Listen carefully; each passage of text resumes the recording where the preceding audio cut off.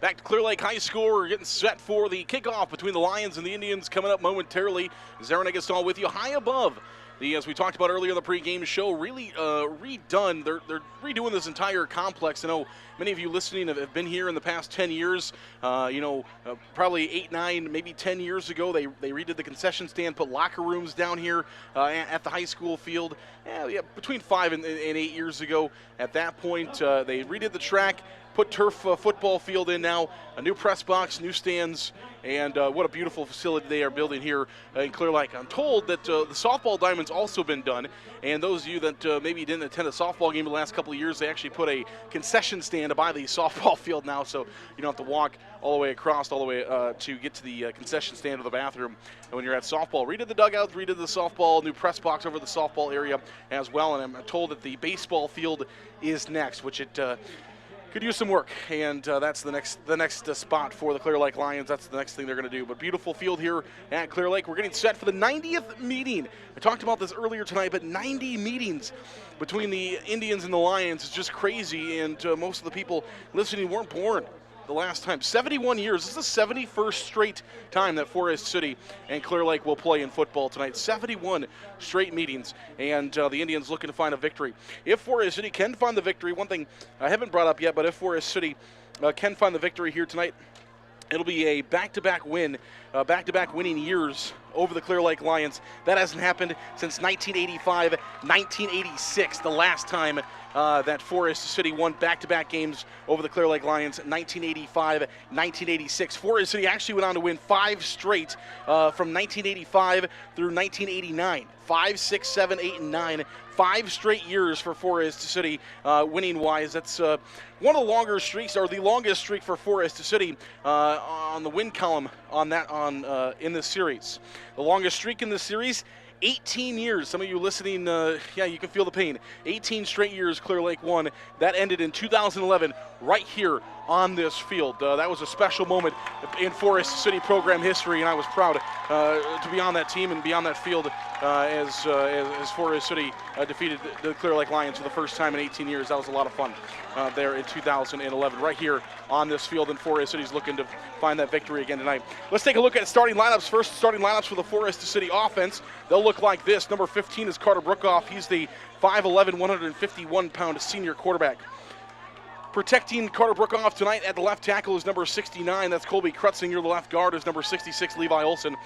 The center is number 57, Trevor Sedell. The right guard is number 52, TJ Weber. The right tackle is number 60, Carson Buffington. The running back for the Indians is number 13. That's Andy Olson.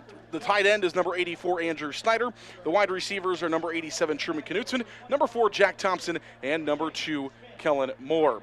Starting lineups for the Clear Lake Lions on defense will look like this. The defensive line from left to right. Number 51 is Alex Birchka. He's a 6'1", 200-pound junior. The Max Dykey is wearing number 55. He's a 5'11", 210-pound senior. Also inside is Jacob Shobi. He is wearing 66, 5'11", 215-pound senior. And on the other side is number 7, Tucker Jones. He is standing at 6'6", 210 pounds. He is a senior for Coach Jared DeVries. The linebackers will look like this. Jet Newberger wears number 50.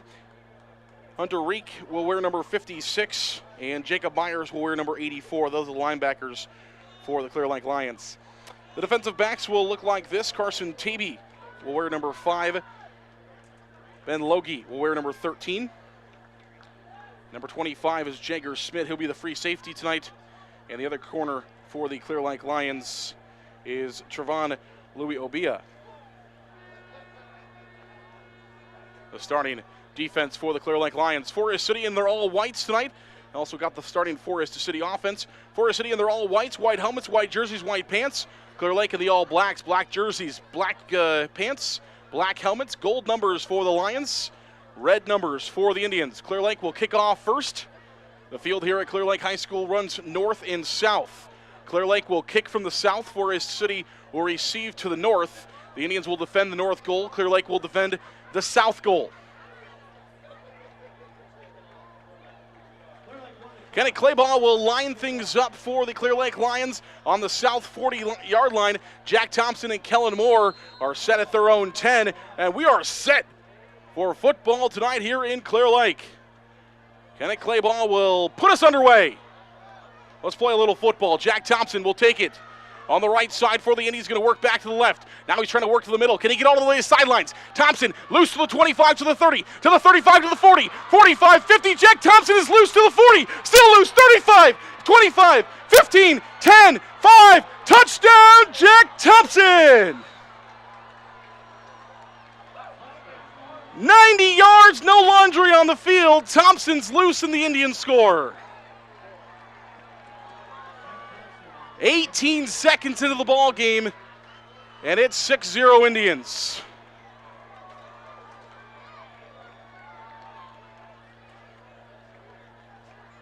.42 to play in the first period. Most explosive kickoffs Forest City has had all year long. He got the blocking. He started on the right side, right at about the 10.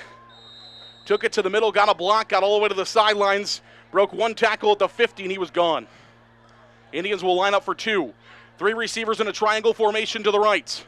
1 receiver left. Brookoff takes the snap. He's going to have to throw. He's broke a tackle. Now he throws towards the end zone, and it's caught in the back of the end zone.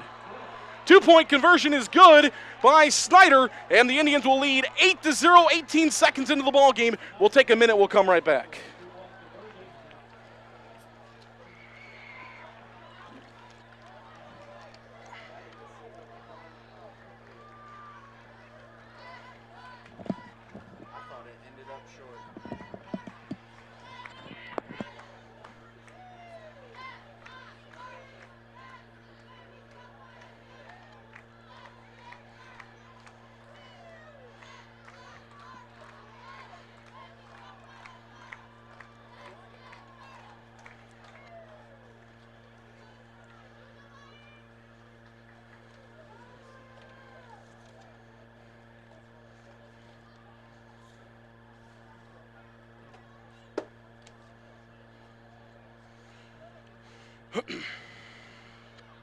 After this.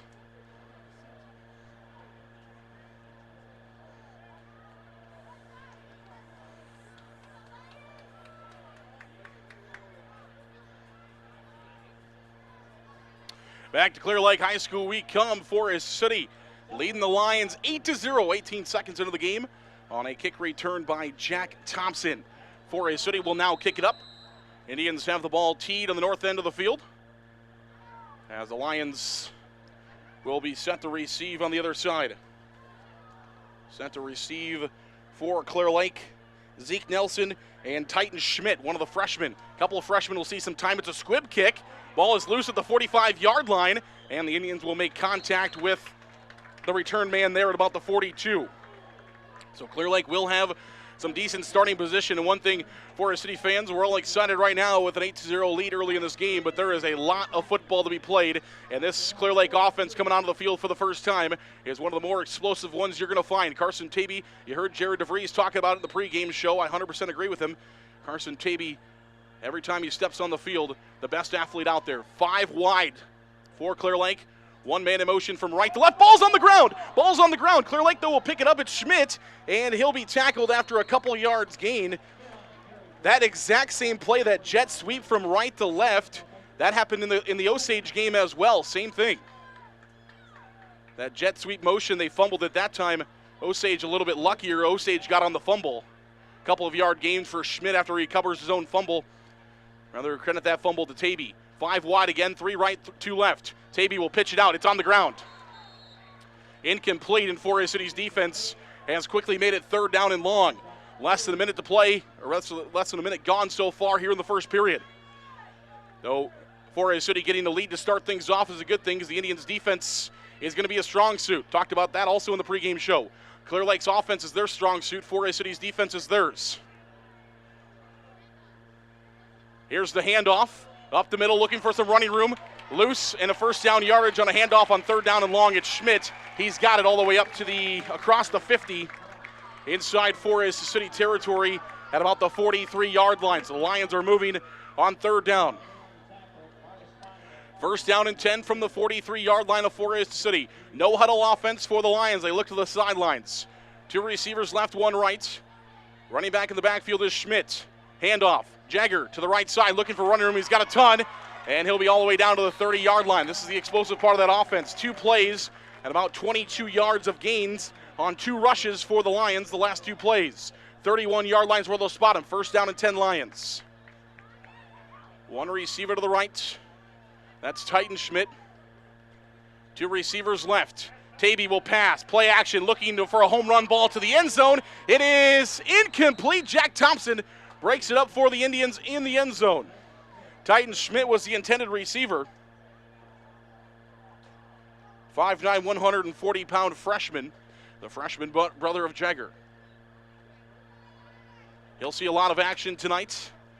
Been targeted a few times this year in his freshman season. 3 receivers left, same formation. Running back in the backfield is Schmidt. Tight end to the left side in this formation for Clear Lake. 1 man in motion from right to left. Hand it off. It's a jet sweep. Goes to Titan. He's got yardage to 25. Nearing the 20-yard line before he's going to be drug near the out-of-bounds line. And it'll be near a first down for Titan Schmidt on the big carry on second down. Instead, it's going to be third down and about 1.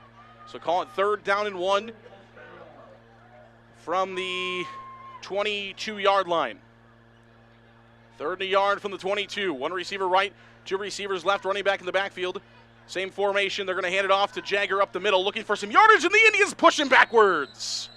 Jagger Schmidt stood up at the line of scrimmage. Great job by inside Seidel's there for the Indians. Kellen Moore comes down and helps make the play as well. Levi Olson is there. And it's going to be fourth down, maybe give him an inch. And it's going to be 4th and inches at the 22-yard line. 10 minutes to play in quarter number 1. 2 minutes gone. Same formation. They're either going to go to Tavy or they're going to go to Schmidt. You would assume here on 4th down and inches. Forest City's going to try to stack them up here at the line. They got to go backwards. Anywhere forward is going to be a first down for the Lions. Tavy takes the snap. Hand off Schmidt. He's got yardage. First down and more to the 15. Inside the 15, still on his feet. And he'll be brought down at about the 14-yard line. So plenty of yardage there for Clear Lake. Only needed about a yard or so. Got plenty of it. And they'll mark him at the 14-yard line. First down and 10 Lions from the 14. 1 receiver right. 2 receivers left, tied into the right side. Hand off, no. Play action, Tavy. He's going to look to throw. He's booting to the right. Still looking. Now he's throwing. It's caught at the 2, at the 1. Reaching is the end of the end zone. No, going to be short. Zeke Nelson on the reception for the Lions. That's the dangerousness of Tavy as he rolls out for his city. He's got to watch him to make sure he doesn't take off and run. The Indians were hot on Tavy's tail, and so he finds Zeke Nelson open at the 1-yard line is where they're going to spot him. First down and goal from the 1 for the Lions. Handoff, Schmidt, end zone, touchdown Clear Lake.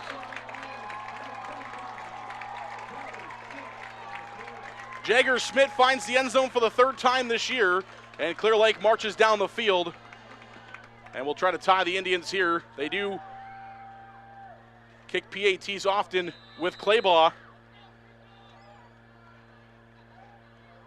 Claybaugh 14 of 16 on the year from PATs. Instead, they're going to try to tie the game. Offense stays on the field for the 2-point conversion. They hand it off Schmidt looking for the end zone. He's short. And the Indians get a stop on the 2-point conversion, and they'll lead. 9:28 to play in the first. It's Forest City 8. It's Clear Lake 6. We're back for kickoff next.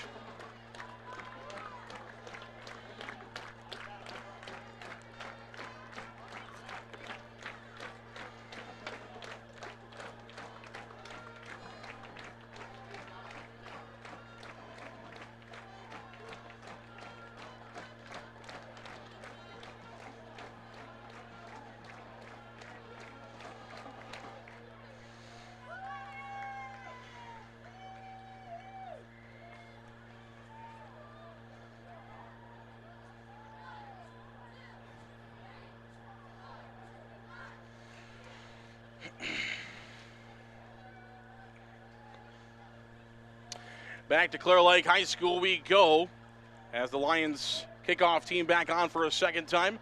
Forest City took their first kickoff for a touchdown back to open up the ball game, and the Indians would like to repeat. Claybaugh will kick off again from the 40-yard line as he will kick from the south to the north. It's right to left for those of you that don't like directions. And it is going to go out of bounds, so penalty marker will be out on the field, and Forest City will have good starting position, but Clear Lake saves the run back. 9:28 to play in the first. It's Indians leading the Lions 8-6. Forest City a 1-point victory a year ago. 28-27 was the final score in that one. And now Forest City trying to beat Clear Lake for a second year in a row. Hasn't happened since the middle of the 80s. 9:28, Forest City's offense will see the field for the first time. Looked pretty good at that two-point conversion. Brookoff broke a tackle and was able to find the end zone. But we'll see what they can do in the full field for the first time. One receiver left, one receiver right, tied into the game. Running back in the backfield, and Brookoff is going to take off with it. I think there was a miscommunication. Brookoff is loose to the 40, across the 40, near the 45-yard line, and he might have a first down. I believe that ball was supposed to go to Andy Olson. Olson went out to block, though, and Brookoff is like, okay, I guess I'll take off with it. And he scrambles to the left and makes nearly the first down. Call it second down and 1, maybe a half. 9.5 there for Brookoff on first down. Second down and a half here for the Indians from their own 45-yard line. One receiver left. One receiver right, wing and the tight end to the right side as well, heavy. They're going to give it off to Andy Olson. He plows across the first down marker. Plenty of room. He gets an extra couple. And the Indians near midfield at about the 48-yard line. Good sign for the Forest City offense to start things off. They do give them the 49. First down and 10, Indians from the 49-yard line.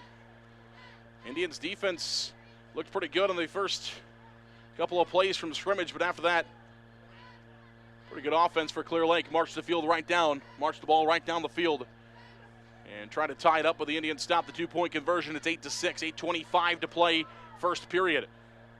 Two receivers on each side, one man in motion. Brookoff will look back to throw. Brookoff still looking to throw. It's caught at the 45-yard line, loose to the 40, inside the 30, at the 35-yard line, and down to the 34. Truman Knutson with the reception for the Indians, all the way down to the Clear Lake 34-yard line, and the Forest City offense is clicking.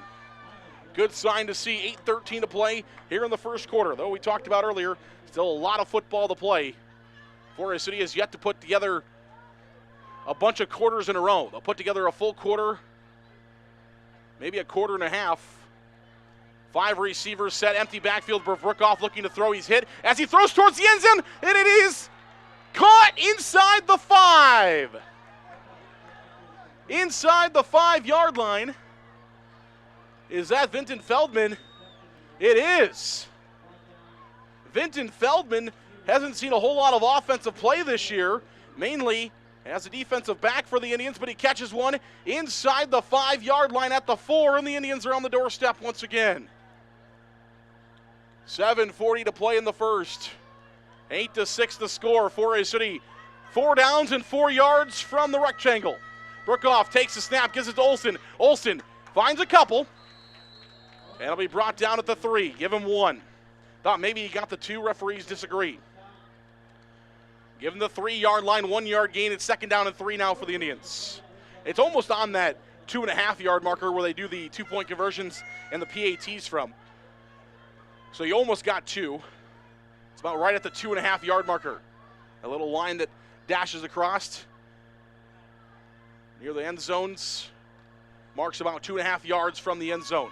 Tight formation for the Indians. They'll send 1 receiver out, 2 tight ends in the game, a wing and a running back.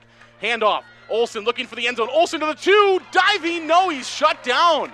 Olson got to the 2. Looked like he was going to try to reach out. A great play for the Lions. I think that was Scobie.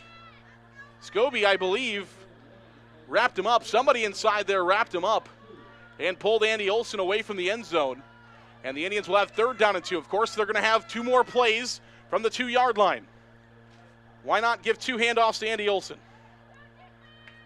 3 receivers, 2 receivers left, a wing in the game. Andy Olson in the backfield. Brookoff, jet sweep, Kellen Moore, 2, end zone, is he in? Touchdown! Kellen Moore on the jet sweep from right to left. He finds it.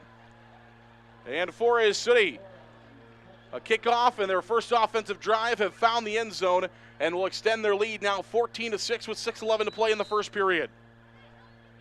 Offense will stay on the field. We go for 2. Try to extend the lead. Again, Clear Lake went for 2, missed it. Indians trying to make it a 16-6 ball game. One receiver left, one receiver right. Winging the game, they've got a tight end. Andy Olson's in the backfield. Brookoff takes a snap. Brookoff looking to throw. He's under pressure. Brookoff still looking. Now he's going to try to run towards the end zone. Brookoff is running, and he's drugged down at the 2. And it's going to be a horse collar tackle. We'll redo it again. Should be a horse collar tackle coming on the Lions. It is.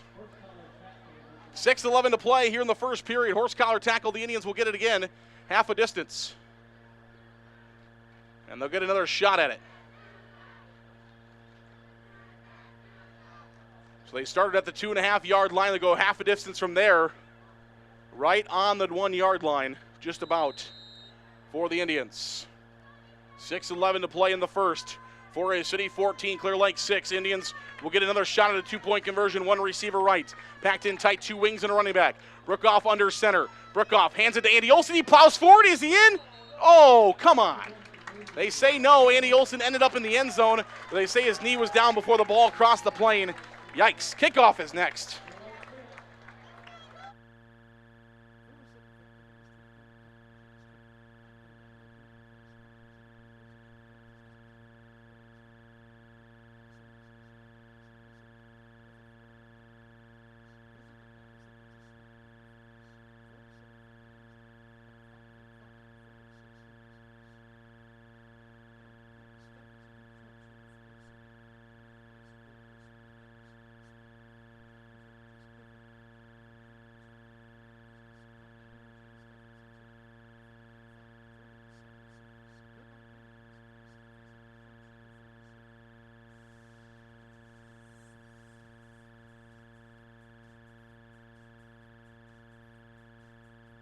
Back here to Clear Lake High School we go. Zared Eggestal with you high above the Clear Lake football field. Jeremiah's over on camera. Not video streaming for us tonight, though. Unfortunately, not able to video stream when we're here.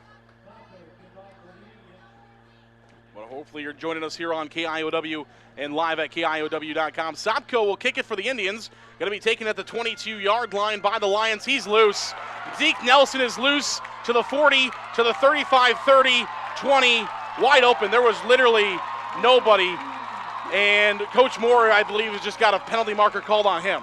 Touchdown, Lions. One of Forest City's guys was clipped at the 45-yard line. And then the referee, I believe, just threw a flag on Coach Moore after the Indian defender was clipped at the 45. Yeah. Oh, yikes. So Coach Moore not very happy about the no call and the clipping, gets a sideline warning. So the penalty marker comes out, but it's no actual penalty until the second time. The first time is just a sideline warning they give him. But there was a massive hole. There was some good blocking by the Lions. And a massive hole, and Zeke Nelson was just about untouched. I mean, he was, if somebody touched him, it would have been with a fingernail, and that's about it. 2-point conversion attempt here for the Lions. They'll pitch it out. Schmidt looking for the end zone, and he is going to be in there. He fights forward. Forest City had him wrapped up at the 2. They lost him, and he'll dive in. We're tied at 14. 5:58 to play in the first period. It's Clear Lake 14, Forest City 14. We're all knotted up. Kickoff is next.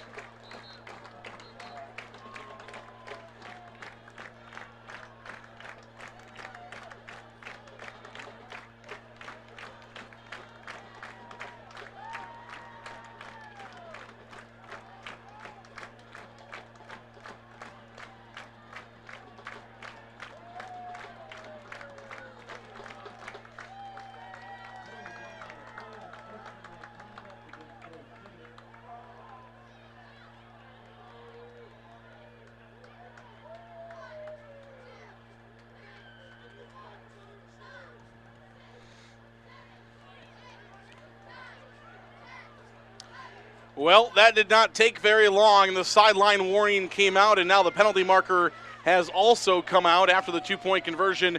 The Forest City sidelines continue to chirp at the officials, so they get both the sideline warning and the unsportsmanlike conduct against Forest City in back-to-back, within about 5 minutes of each other. So the Indian sideline has not only been warned, but they've also been given an unsportsmanlike conduct penalty. So it doesn't really change much. I mean, it changed the fact that Forest City probably won't get to return the kick now because Clear Lake will kick from the Forest City 45-yard line. So it's a good chance that'll be a touchback, but it doesn't really, it's going to affect field position because obviously if it's a short kick, we can return it, maybe return it for a touchdown like we already have, but instead the Lions will kick from the Forest City 45-yard line instead of their own 40. So it changes things. Kenny Claiborne will tee it up from the Forest City 45-yard line after the 15-yard penalty, and the boot will still be taken by the Indians at the 2-yard line, and this is where it's going to come into a play as Kellen Moore will be brought down inside the 15-yard line because Clear Lake didn't kick it through the end zone.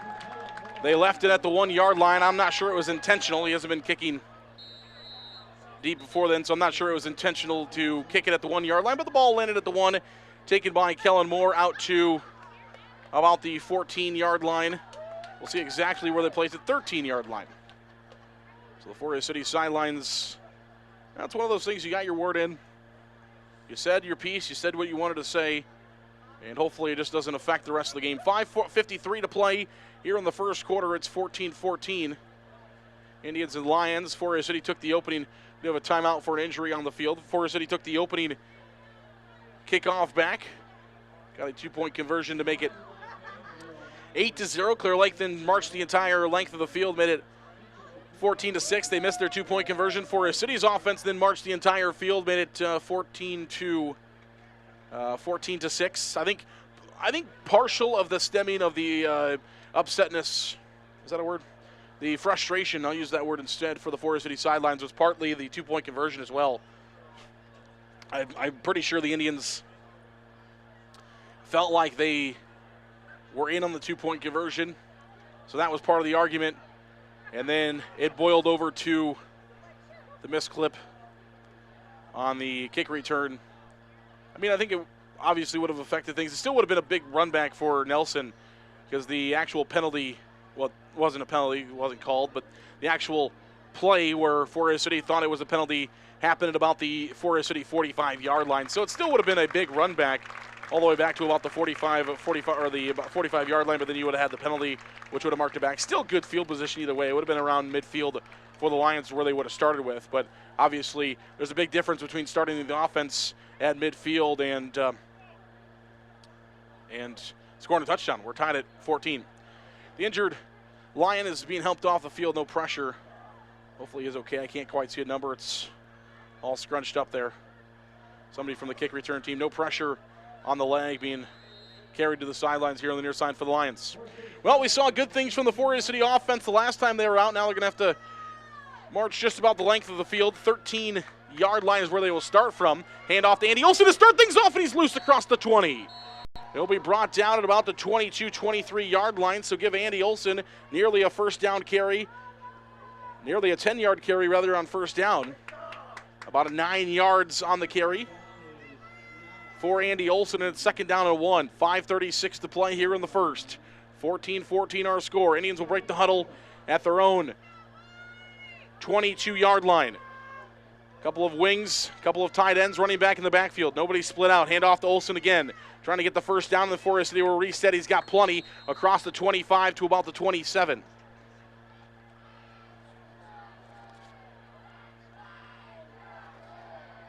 First down and 10 Indians. From the 27-yard line. 5:18 to play here in quarter number 1, 14-14.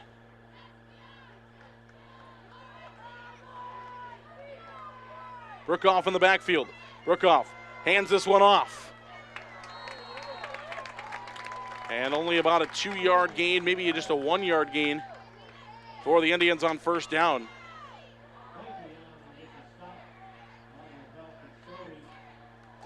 And that's Sam Clausen. Sam Clausen into the game for the Indians at running back.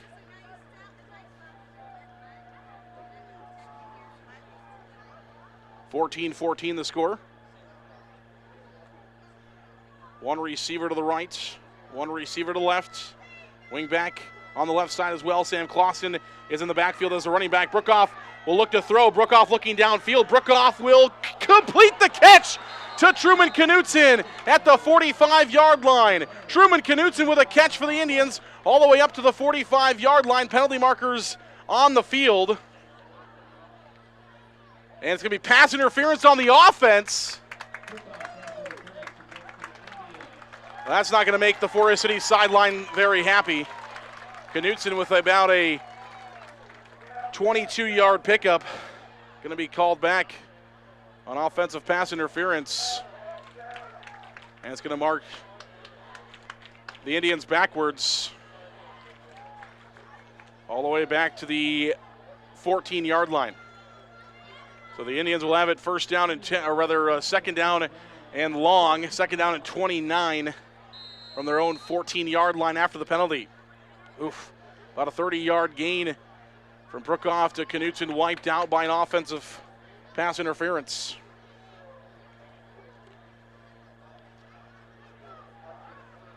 Louis Obia on the coverage, a little bit shorter than Knutson. That shouldn't be Knutson's fault, though. Handoff up the middle. About a yard gain, a couple of inches is all. Birchka on the stop for the Lions. 4:06 to play in the first, 14-14. As Forest City will have it at the 16-yard line. Give them about a yard.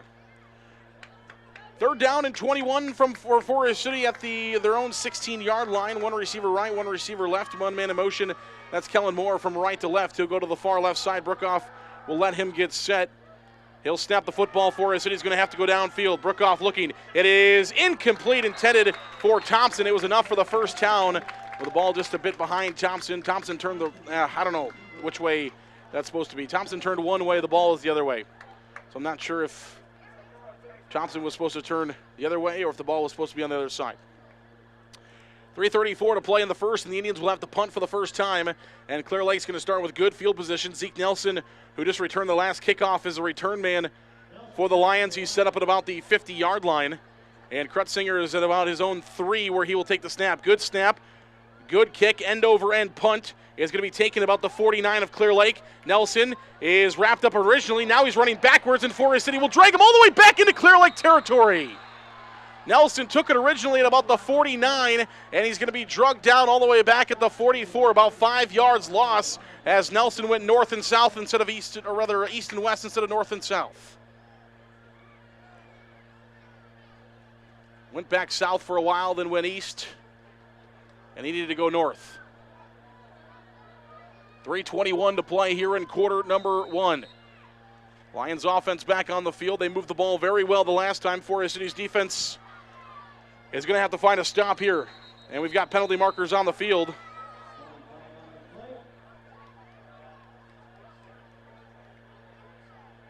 And it's going to be encroachment against the Indians.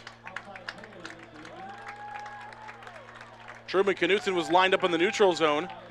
Clear Lake fans are clapping, though they lost out on a free play. It's supposed to be a free play.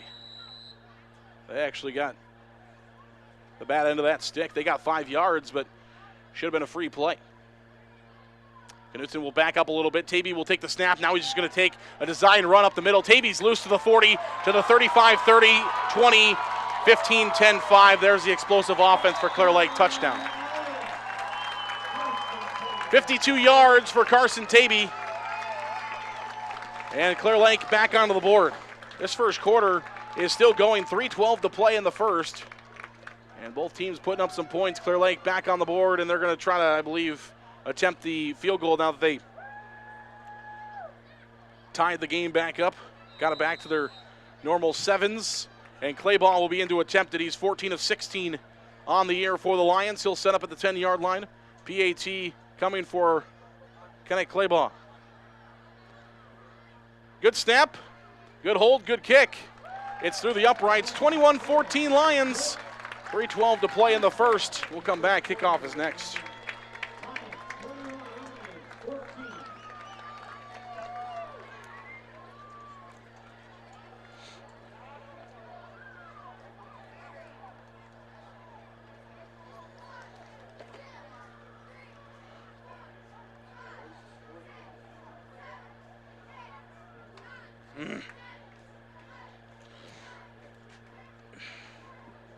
Couldn't let him have big plays.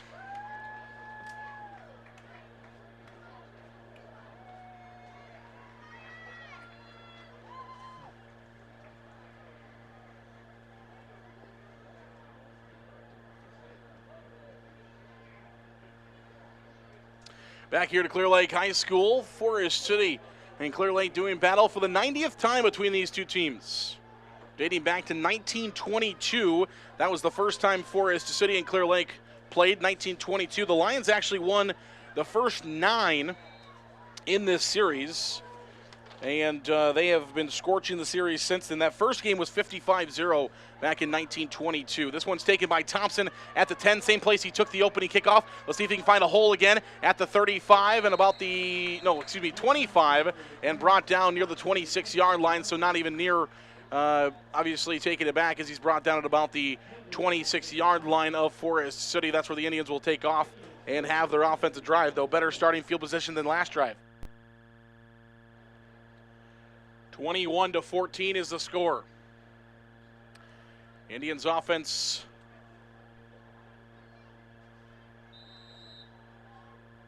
will send one receiver to the right.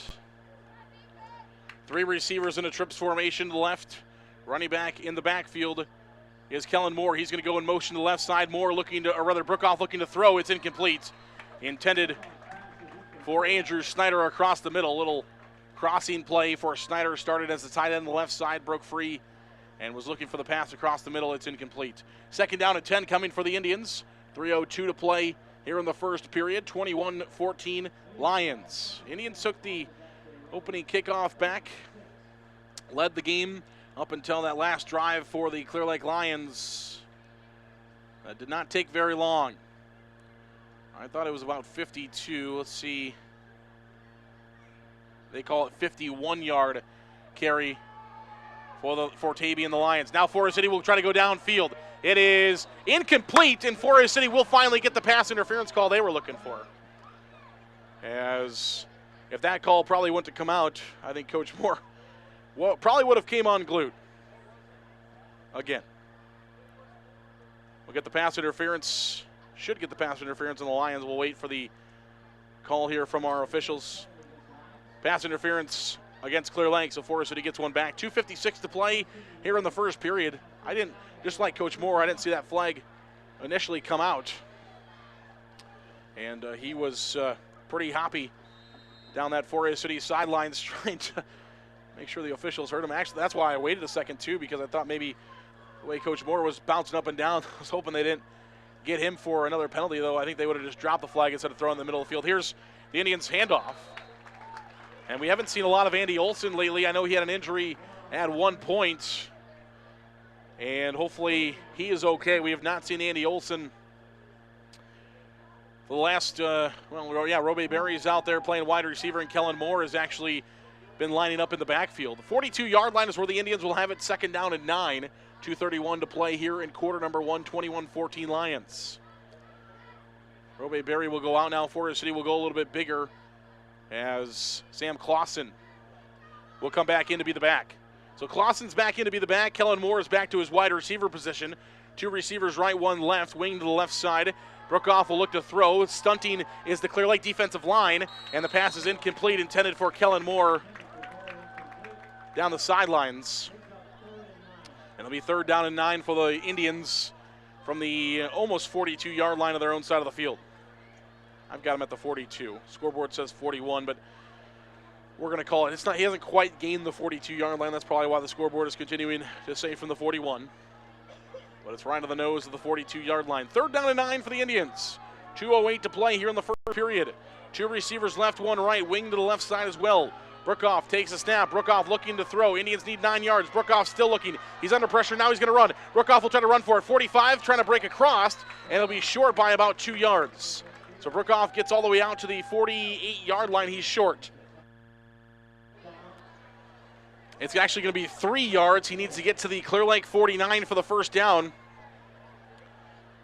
And so it'll be 4th down and 3 from the Indian 48, and Forest City will punt it away. 1:41 to play in the first period. Clock continues to run. 21-14 is the score, and the Lions will get the ball back. High snap, Kretzinger, it's over his head at the 30. He picks it up, he's still going to try to boot it. He does. And it's going to bounce into Clear Lake territory. Good Forest City bounce after the snap goes over the head of Kretzinger. He had to run back about 3 or 4 yards to get it as the rain starts to fall again. We had some heavy torrential downpours before the game started towards the end of the JV game that Clear Lake won 31-0. We had some pretty heavy torrential downpours here at Clear Lake High School. We had kind of buttoned everything up inside here. And now the rain's continuing or starting to fall once again. As you see, Lion fans right in front of us and the Forest City fans across the way. Everybody's grabbing their umbrellas. 3 receivers right, 1 left for the Clear Lake Lions, 1 running back in the backfield. Tavy looks towards the sidelines. 17 seconds on the play clock. Forest City looking for a defensive stop. 21-14 Clear Lake. Tavy takes the snap, hands it off Schmidt. Jager Schmidt looking for some running room. He's across the 25. Give him a yard more up to the 26. And it'll be second down and about 4 coming up for the Lions after a gain of 6 for Jager Schmidt on first down. Schmidt's been the bulk back for Clear Lake this year. Taking a bulk of the carries, came in with nearly 80 carries on the season. Again, it's Schmidt. Great job inside there by Truman Knutson. Truman Knutson and who else is in there? Seidel. Knutson and Seidel. No, that was Buffington, excuse me. Buffington and Seidel make the stop at about right at the line of scrimmage, maybe a loss of a couple of inches. Right at the line of scrimmage, third down and about 4 coming up. Big spot here for the Forest City defense. Tavy in the backfield. Tavy looking to throw. He's under pressure. Now he's going to try to run. Still looking to throw. He'll throw across his body. Incomplete in the middle of the field. And the Indians will force Clear Lake to do something on fourth down. It's going to be 4th and 4. Good stop by the Indians. We haven't talked about the Clear Lake punt unit yet.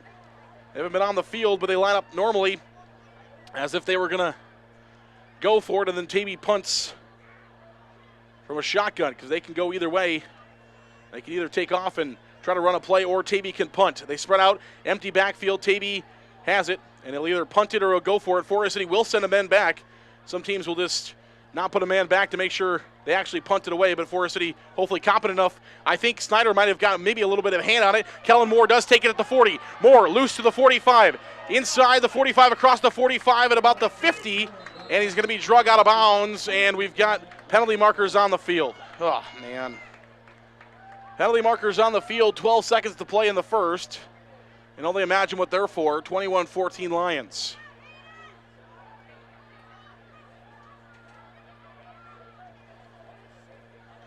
No signal yet, but we already know what is coming.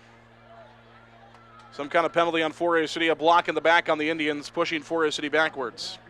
Had a good return. Kellen Moore all the way out to midfield, returned it out to midfield, and now Forest City will start with just average field position after the defense made a good play. Defense made a good stop, forced Clear Lake to punt deep inside their own territory. Indians were going to get it at midfield. Instead, now they're going to start at their own 31-yard line. Big difference of about 19 yards. The Indians will lose. 3 receivers left, 1 receiver right. Running back in the backfield is back to Olsen again. Here's Brookoff. Brookoff looking to throw. He's scrambling. He's out of the pocket. Now he's going to tuck it and run, and he's going to be drugged down. So Brookoff will be drugged down. He is going to have a good gain across the 35 to about the 37. So give him a gain of 6. It'll be second down and 4, and that's the end of the first period. 21-0 Lions at the end of the first period. We'll take a break. We'll come back. You're listening to Forest City Indian football on KIOW.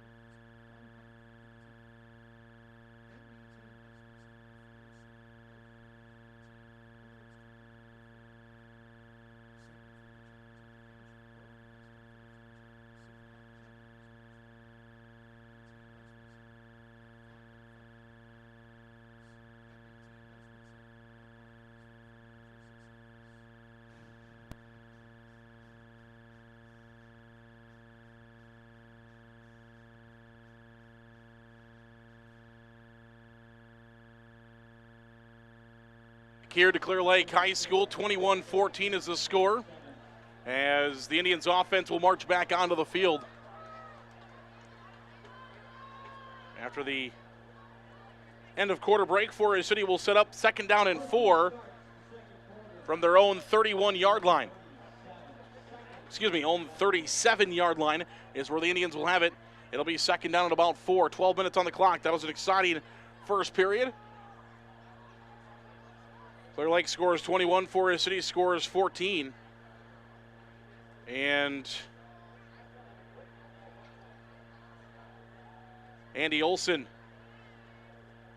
is the running back for the Indians. He's changed his jersey. He's wearing 27. So he's been out there a couple of times. We missed him at first. Brookoff is under pressure. He's being flushed from the pocket. He will throw, and it's incomplete on 2nd down and short. So Andy Olson, I believe, I'm almost positive, instead of wearing his normal 13, just due to the way he's wearing his socks and his body style, I'm almost pretty confident in saying that's Andy Olson wearing 27 for the Indians instead of his normal 13. I think he started the game in 13, though. Something must have happened. And 27 is not a registered number for the Indians, so it's one of those extra jerseys you carry with you in case something happens, blood or such. Brookoff will throw, 3rd down and short. Brookoff still looking, it is complete across the middle. Brookoff had a little lane to maybe run, instead he decided to throw, and it's going to be caught by Andrew Snyder across the middle at about the 44-yard line. So the Indians will have it 1st down and 10 from the 44. Andy Olson also was wearing a towel that the officials made him take off. I guess that's not legal. Coach Moore got it from the officials, and promptly Gronk spiked it to the ground. So his excitement with the officials, I think, for this evening is already deflated. 11:32 to play here in the second period. One receiver right, one receiver left. Brookoff will hand this one off to Olson, and he stopped at the 40 for a loss. 4-yard loss for Andy Olson, back to the 40-yard line, as Birchka gets the stop for Alex Birchka for the Clear Lake Lions, and it's going to be 2nd down and long coming up now for Forest City. 2nd down and 14 from the 40. They got to get across midfield as the rain continues to fall here. It's going to hinder the passing game, so you've seen a lot more rushing. Plays right in the favor of the Clear Lake Lions, who like to get Jagger Smith and Carson Tavy and put them in space and let them run. Though Forest City does have a nice jet sweep they use from time to time. First offensive play of the season, went for a touchdown on that play. Brookoff will throw. Now he's going to tuck it and run. He takes off across midfield looking for the 1st down marker, and he's going to be near it. Brookoff takes off and runs, and he gets across midfield, but he's going to be about 2 yards short of the 1st down marker, though Forest City will only have 3rd down coming up. So give him a gain of about 12, maybe 11 or 12-yard gain for Carter Brookoff on 2nd down, and it's going to be 3rd down and about 2.5 coming up for the Indians. 10:16 to play here in quarter number 2, 21-14. Lions over the Indians. This game ended 28-27 a year ago.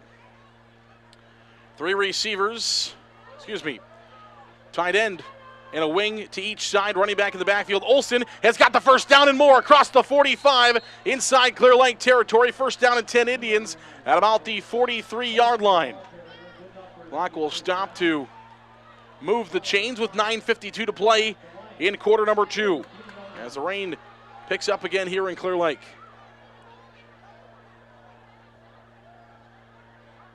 21-14 the score. Indians will break the huddle. Tight end and wings to each side. Running back in the backfield. Handoff, Olson, running room across the 45. He'll get about 4 on 1st down, and it'll be 2nd down and about 6 coming up for the Indians. Tucker Jones runs back in for Clear Lake. Clear Lake will go into a 5-man front. We saw watching some of that Osage film. They will at times go into like a 5-2 look. We haven't seen it as much tonight. More of an Osage thing. Something maybe they put in just for Osage. Hadn't seen it quite as much. They got a couple dogs showing blitz with a 4-man front. Hand off to Olson. No, this is Clausen. Clausen across the 35. He's got the 1st down marker and drug out of bounds. Near the 30-yard line, it's going to be a 1st down and more at about 6-7 yard pickup for Sam Clausen on first down. 8:57 to play here in the second period. Referee's got a towel. He continues to dry the ball off as the rain seems to get heavier and heavier and continue to picking up here in Clear Lake. See it misting across the field. Though we're inside. Fortunate for us.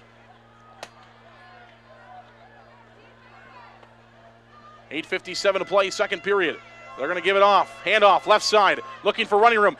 It is Thompson. Thompson loose inside the 10. Thompson has got it inside the 10-yard line for a big gain for the Indians and penalty marker on the field. Every big play Forest City has had tonight except for the kickoff has been called back, and it's going to be called back again. Man, oh man. Every big play for the Indians except for the opening kickoff has been called back due to penalty. And this one, another long run inside the 10-yard line for Thompson is going to be called back, and the Indians will have brought back 10 yards past where the spot of the penalty was, so it's going to bring it all the way back to the 38-yard line. 38-yard line is where they will spot it. It'll be first down, or rather repeat second down at about 14. So second down and 14 for the Forest City Indians from their own 38-yard line, rather the Clear Lake 38-yard line. Brookoff, they're going to go the other way this time. Thompson looking for some running room, and he's going to be thrown down by Jones. No, he was down he was down. He was well down. No, he was getting back up when the ball came out. He was well down. No. Not a chance. Clear Lake thinks they have the football. He was on the turf and rolling over before they, no way. Oh, man. And they're going to give Clear Lake the football. There's no chance that was a fumble. Not even a chance. 8:49 to play here in the second period. He was rolling over. That's one of those plays where the officials have no idea what happened, so they're just like, let's just guess something. Let's pick something.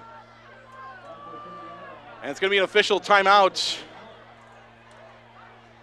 Goodness gracious. And they're going to continue to talk this one over. He was rolling over before the ball even came out. And they went back to talk about it again, but they're going to keep it the same. First down and 10, Clear Lake, 8:49 to play here in the second quarter. 21-14 is the score. 31-yard line of their own, of Clear Lake is where they will start with the football. Handoff up the middle. Schmidt has got it near the first down yardage. And it'll be out to about the 41-yard line. 8:42 to play here in the second quarter. And they're going to give him just out to the 40. So they mark it down to the 40-yard line, gain of 9, second down, and 1 coming up. One receiver right, one receiver left, running back in the backfield. Tavy takes the snap. Tavy hands it off to Schmidt. He's wrapped up originally in the backfield. Forest City lost him, though, and he'll be drugged down at the 40, right at the line of scrimmage.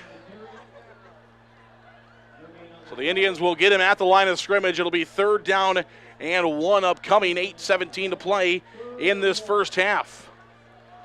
Indians made a good stop earlier in this same type of situation.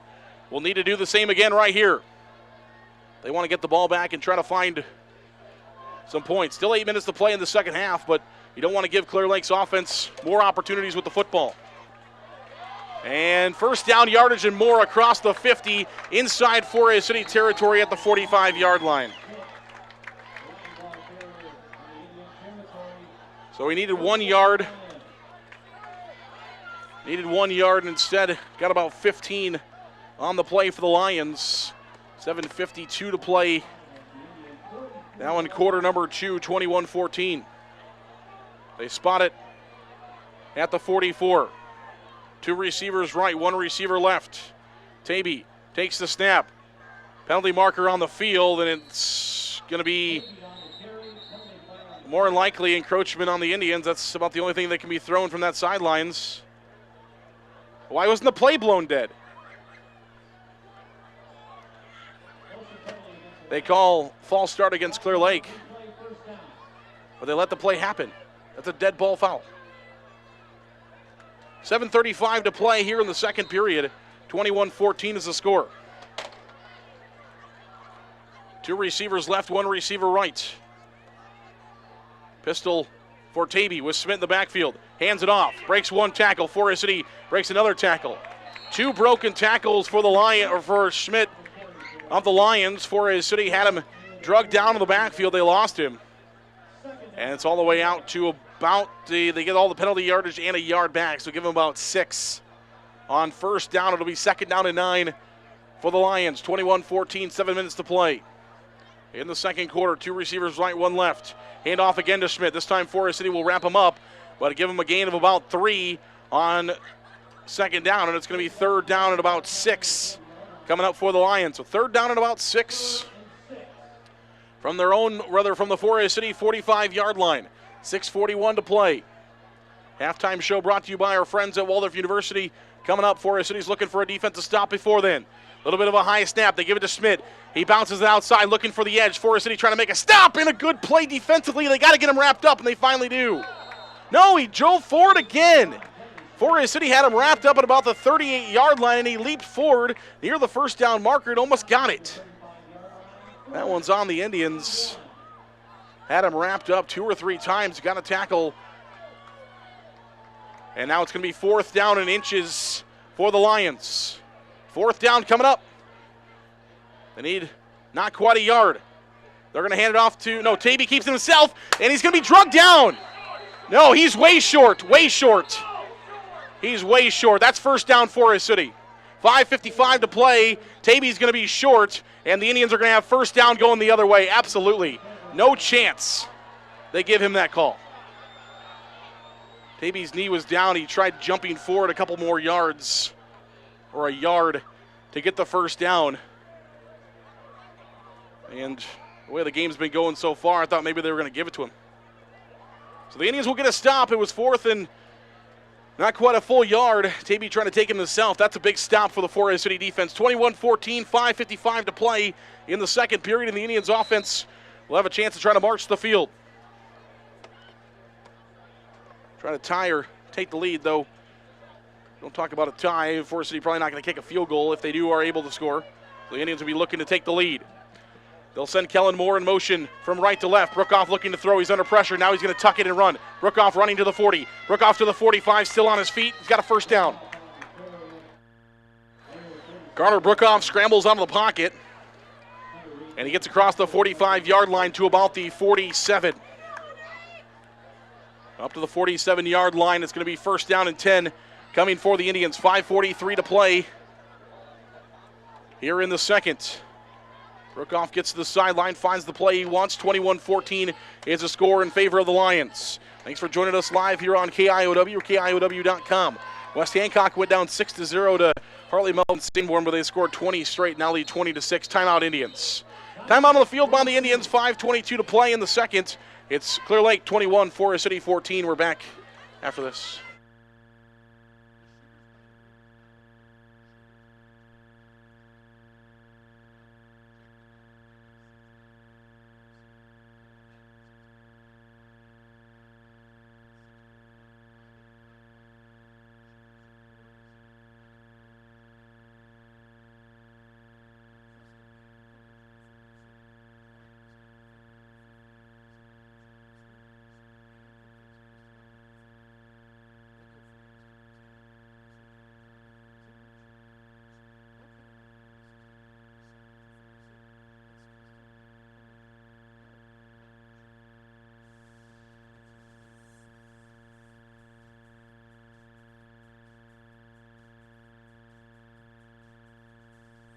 Welcome back here on KIOW, live at KIOW.com. Zarin Egesall with you, high above the Clear Lake football field, Lions Field here in Clear Lake.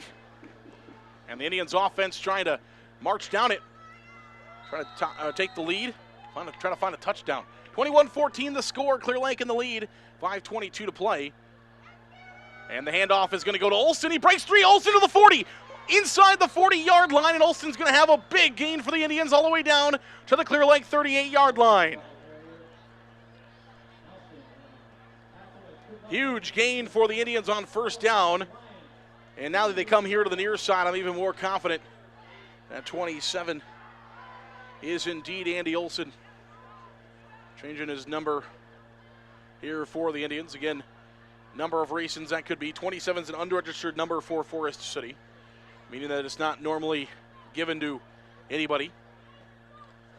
So if Olson had blood or a rip, big hole, something like that. Brookoff is going to take the snap. Brookoff looking to throw. Brookoff still looking to throw across the middle. It's caught! Snyder's got it at the 25. Indians with a big gain up to the 25-yard line of Clear Lake. First down and 10. Gain of about 12 on first down. And the Indians will have it first down and 10 from the Clear Lake 25-yard line. 4:40 to play here until halftime. 21-14 the score. Indians trying to get back on the scoreboard. It's been a while.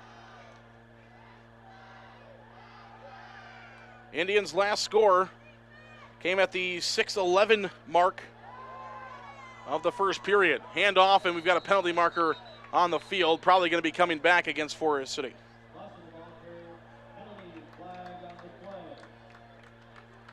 So there's a penalty marker on the field. The gain was about 2 on the play. We'll check the marker. It is going to be a chalk block called against the Indians. 4:22 to play.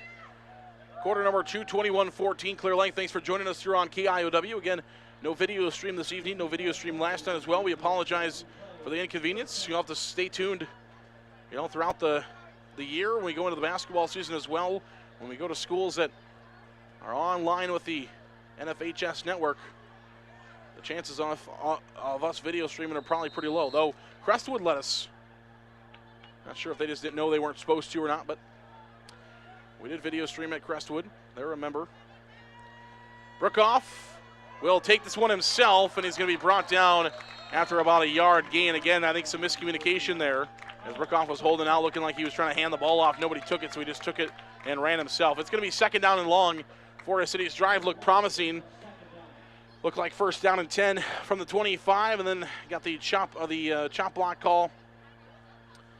And that gain of about 1. It's going to be second and 24 from the 39-yard line of Clear Lake. 3:41 to play in the second period. Play clock's at 13. Plenty of time for the Indians to break the huddle. One receiver to the left. Wing back tied into the right side now. The two are going to split out. 4 seconds on the play clock. They've got to snap it now. Brookoff does. Blitz is coming. Brookoff throws downfield, and it's going to be intercepted. Intercepted by the Lions at the 15-yard line. And Clear Lake will take over at their own 15-yard line.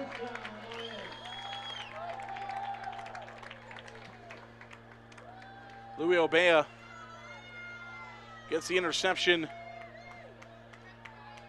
for Clear Lake at the 16 is what they'll call it. So it'll be first down and 10 Lions from their own 16 with plenty of time on the clock for Clear Lake to do some damage to Forest City. 21-14 the score.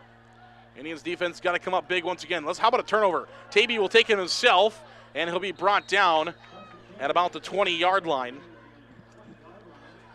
So give him a gain of 4. It'll be second down and 6 for Clear Lake from their own 20-yard line. Clock will continue to run. 3 minutes and change to play here until halftime. Brought to you by our friends at Waldorf University. It's homecoming in Forest City for Waldorf University. Big homecoming football game tomorrow night. Big play in the backfield for the Indians defense. It's going to be a loss. Schmidt on the carry. Finally, Forest City able to wrap him up. As multiple times tonight he's broke loose from an Indian would-be tackler, including on a 2-point conversion. That gave Clear Lake 2 extra points earlier. They had him stopped before the marker, and they reached forward and in. Third down and 7 for the Lions. Snap to Tavy. He's looking to throw. Forest City will pressure him. Tavy will take off now. He's loose. Tavy's got the first down and will run out of bounds. Indians pressured him. He looked originally like he was going to throw, but I think that was Tavy running the football the whole way on third down and 7. That's how confident Coach DeVries is in his star quarterback. Third down and 7, no problem. Let's do a quarterback sneak. 2 receivers left, 1 receiver right. One man in motion from left to right. That's Zeke Nelson. He gets it on the jet sweep to the right side. Nelson looking for some running room. Nelson, that's a face mask. Not called. Nelson across the 50 to the 45. He's still loose at the 40. They missed the face mask back here. Robe Berry trying to run him down, and Zeke Nelson is gone for a touchdown. Right in front of the entire sidelines right there. Zeke Nelson, when he went to stiff arm the Forest City defender, he held onto the face mask while stiff arming the Forest City defender. Missed by the officials, and it's a touchdown, Lions.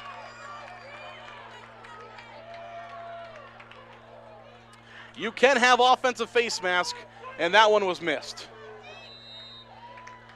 Play ball out to attempt the PAT right in front of everybody.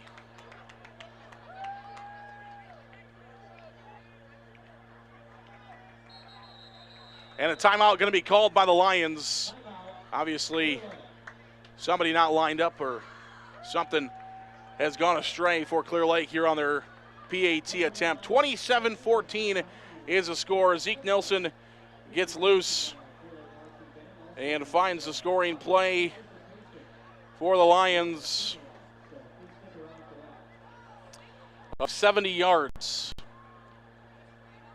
Officially goes down as a 70-yard jet sweep rush for Zeke Nelson.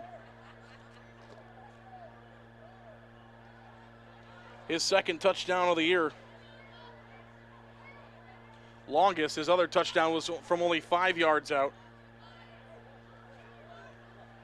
Well over 100 yards now. He only had 99 yards. Excuse me, that was receiving. He had a total of 72 yards, rushing yards coming into this game, and just broke one off for 70, so he doubles his rushing yards on the season just about. 27-14 is the score. Clear Lake concluded their timeout, and they're back to kick this one again. 2 minutes exactly to play here in quarter number 2, and the Lions are ready to extend their lead, leading Forest City 27-14, trying to make it 28-14. Play ball. Tavy will hold. The snap is wobbly. Tavy gets it down. The kick is up, and it is good. 2 minutes to play in the second. It's Clear Lake 28, Forest City 14. Kickoff is next.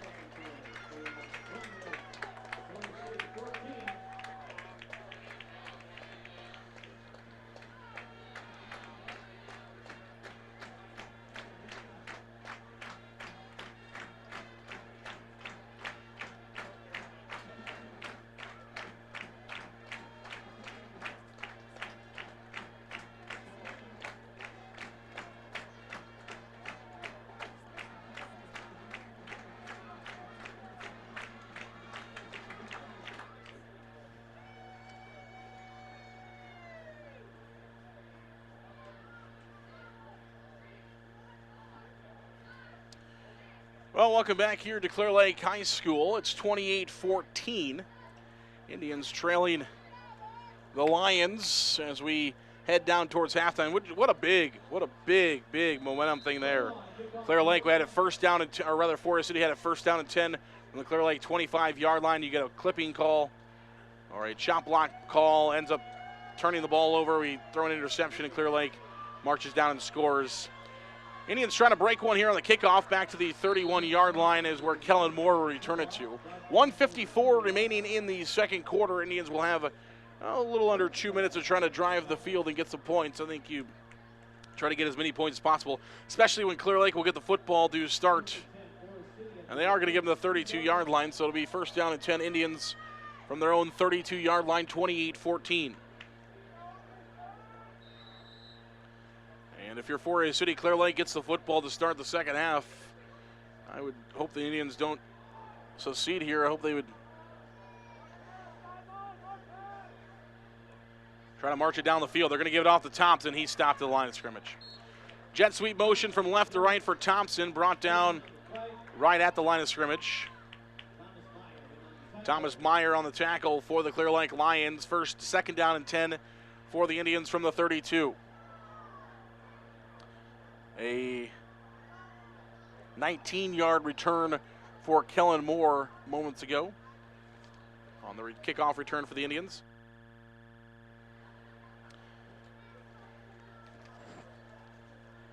Osage with a big lead in their game tonight. up the middle. Andy Olson will carry it for Forest City. Going to be brought down short of the first down marker at about the 40-yard line, so give him a gain of about 8. On second down, it'll be 3rd down and 2 upcoming. Osage at New Hampton. That's a big game. And Osage is destroying New Hampton. After New Hampton started off the district with a couple of good games. Handoff on 3rd down is stopped at the line of scrimmage. Again, Andy Olson stopped at the line of scrimmage. It'll be 4th down and 2 for the Indians, and that should take us to halftime. Maybe Forest City heaves one up here at halftime. I doubt it. 28-14, there's 20 seconds on the clock. Well, maybe the Indians will try to snap one here in the next 19 seconds and just go, I don't know what we're doing. Well, they are going to try to run a play. One receiver right, one receiver left, 6 seconds to try to snap it. Will they do it? Rookoff, 3 seconds, 2 seconds. They do get a snap off. Indians need 60 yards on this play. They'll heave it downfield. It's going to be intercepted. Intercepted for the Lions. He's loose to the 35, to the 40, to the 45, to the 50. Forest City's got to make a tackle. Finally will. Big hit for the Indians at about the 46-yard line. Who was that? Somebody leveled. They absolutely leveled him. Was that Seidel? I think it might have been Seidel. Somebody laid the wood on the tackle on the interceptor for the Lions. That'll do it for one half of football. After one half, it's Clear Lake 28, Forest City 14, and it's homecoming in Forest City for the Waldorf University. We'll have the Waldorf University halftime show next.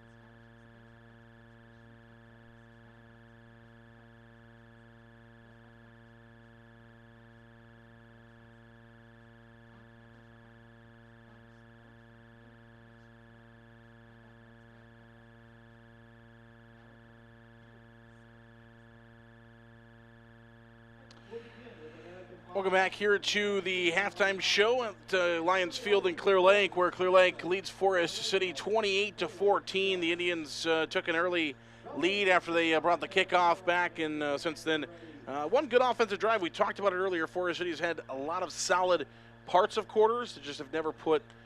Honestly, I think one of the biggest things is Forest City's looking for maybe one of those complete games. They put some really good quarters together, some really good half of quarters together. Just looking for that full game, and right now they need a full half. Honestly, the way things are being played out around the district right now, I mean, we talk about it, we kind of mention it every once in a while, but yeah, I mean, district is completely open. Garner Hayfield Ventura is leading Crestwood 19-0 right now, and Osage is blowing out New Hampton 28-6. So just at New Hampton. So it's just one of those things. It's the district is just wide open. You got the number one team, well, Clear Lake, 2-0 in the district.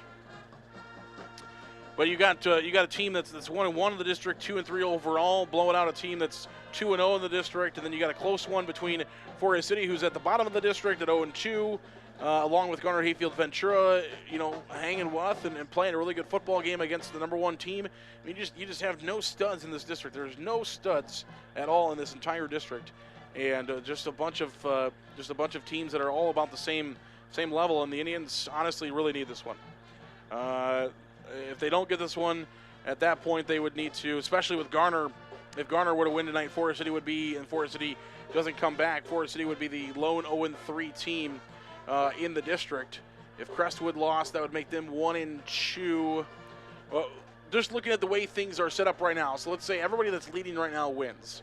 Clear Lake goes to 3-0. New Hampton goes to 2-1. Osage goes to 2-1. Crestwood goes to 1-2. Forest City 0-3, and Garner is 1-2. That would put Forest City alone in the cellar of the district.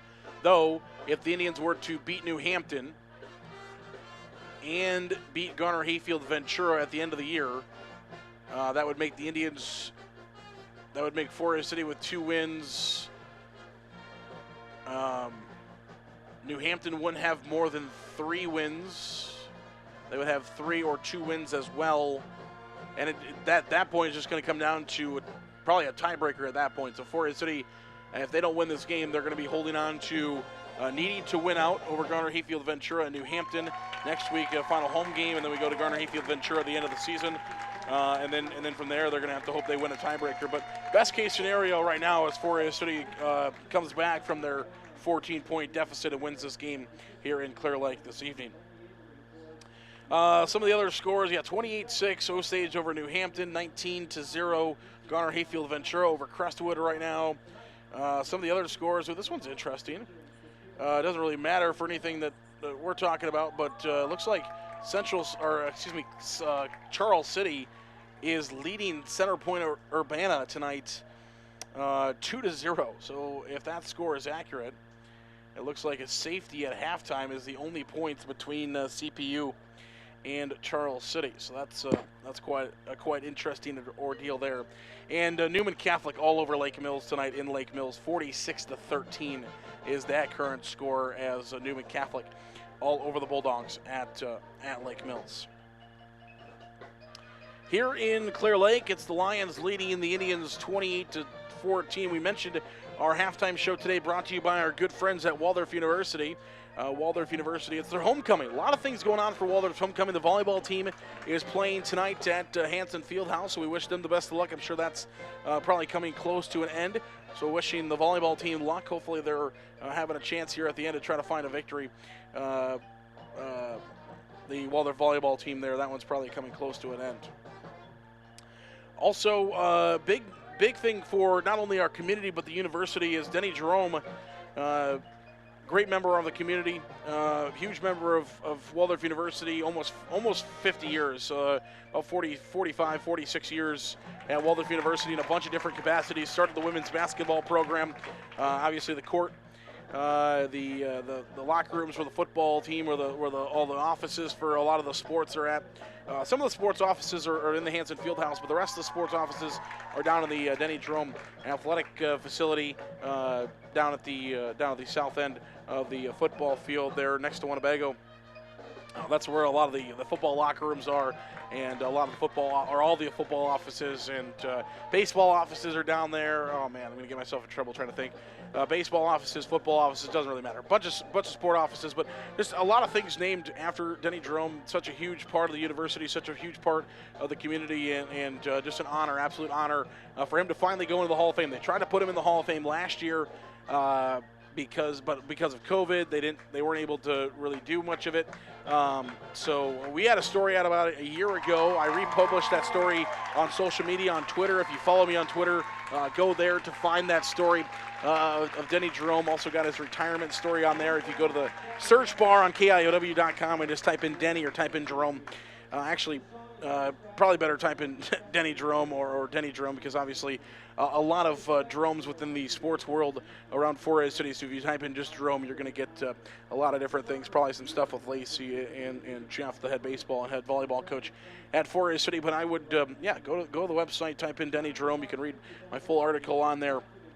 Of Denny, very, very well deserving of going to the Hall of Fame, and there at Waldorf, and just retired, and obviously a huge part of the university, and made an impact. And I talked about it on my Wednesday show, Waldorf coaches show on Wednesday. We talked about it a little bit, but made an impact not only for Waldorf and Forest City, but also made an impact within the entire conference, the North Star Athletic Association. Since Waldorf joined that less than a decade ago, because when the commissioner of the North Star left, who did they look on to be the interim commissioner until they found their full-time commissioner again? Denny Jerome.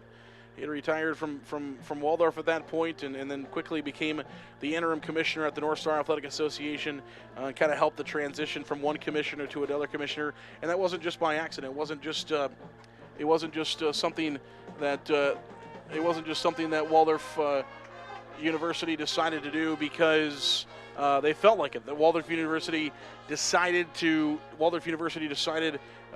North Star Athletic Association decided to do that because of Denny's impact, because of the impact that Denny had on the North Star Athletic Association, on Waldorf University as a whole. So Denny Jerome officially into the Waldorf Hall of Fame, the sponsor of today's halftime show. We really appreciate Waldorf University for all their sponsorship of Forest City Indian High School athletics, and a lot of other things going on. Homecoming week, the football game set for a 2 p.m. kickoff tomorrow from Bullsdorf Field. The Warrior Walk, where the Waldorf football team will walk down to the Denny Jerome Athletic Center to get set, to get changed. They'll walk from they leave from the Bowman Fine Arts Center, where they have their pregame meetings, and they'll walk through all the tailgating and walk through your fans. So make sure you're down there at Bullsdorf Field at 11:30 for the Warrior Walk, and then all the other things going on for homecoming. Of course, get down there and tailgate. You're going to want to get down there early. The tailgating spots go quickly, so you want to get down there early and tailgate for the Waldorf football game coming up on Saturday. 2 p.m. kickoff from Bullsdorf Field, Waldorf hosting Dakota State. So we really appreciate their sponsorship of Forest City Indian Athletics. We're at the halftime here in Clear Lake tonight. The Lions leading the Indians 28-14. Let's dive into this one. Again, brought to you by our friends at Waldorf University. First of all, scoring plays. Forest City took the opening kickoff 18 seconds into the game as Jack Thompson returned it 91. They did credit him for an extra yard. I thought he took it to the 10, but they credited him for a 91-yard touchdown return. And then Carter Brookoff's pass to Andrew Snyder was complete for the 2-point conversion, 8-0. Clear Lake came back. The good offensive drive by the Lions. They marched right back down the football field and scored, made it 8-6. Jagger Schmidt ran from 1 yard out. The 2-point conversion to Schmidt was no good. Forest City comes back and has a good offensive drive of their own. 6:11 to play in the first period. Kellen Moore ran 2 yards for the Indians' touchdown. Andy Olson attempted on the 2-point conversion is no good. And at that point, it's 14-6. Clear Lake then came back and took their kickoff. It was Schmidt returned a touchdown to 77 yards for the Clear Lake score. I think they got it wrong. I'm pretty sure that was Zeke Nelson Stat-wise, I believe they credited that long. I'm pretty sure that was Nelson that took that kickoff back for Clear Lake. 77 yards, what they credited him for yardage-wise, 14-14 after the 2-point conversion. And that's, we talked about it earlier, they could not bring Jagger Schmidt to the ground. Many times he's gotten loose. He's fights for extra yardage. He does everything he can to fight for extra yardage, just pound, pound, pound. And the Indians, one thing I'm sure they're talking about here at halftime is somebody has to wrap up Jagger Schmidt. Cannot let Jagger Schmidt just continue to run. And that's what happened in that 2-point conversion. Jagger Schmidt was initially hit at the 2-yard line. Let him have just push and push and push, and let him have those extra couple of yards. Got the 2-point conversion, and we were tied at 14. 3:12 to play in the first quarter. All this scoring happened in the first quarter, and it was a 51-yard touchdown run by Carson Tavy. We talked about it with Coach DeVries in the pregame show. A big play offense for the Clear Lake Lions. They get loose, another big play, 21-14.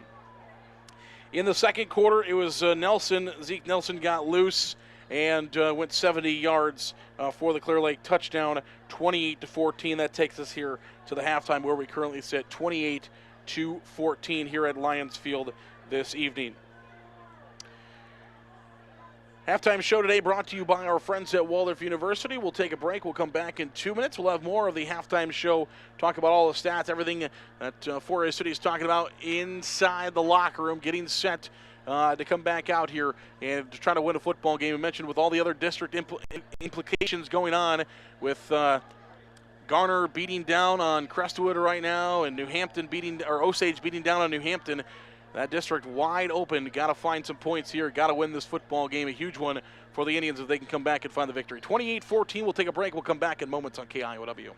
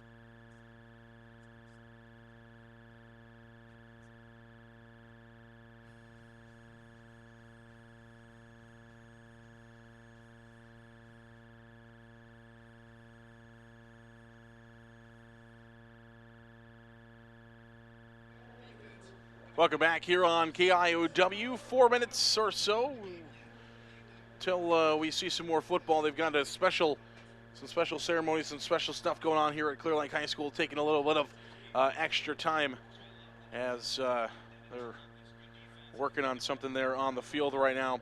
Forest City trailing the Clear Lake Lions 28-14 here at halftime.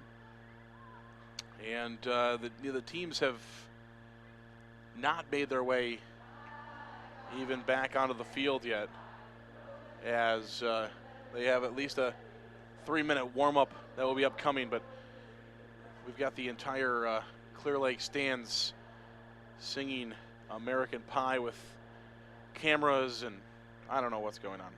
Something's going on here at the high school, and we'll try to figure it out for you.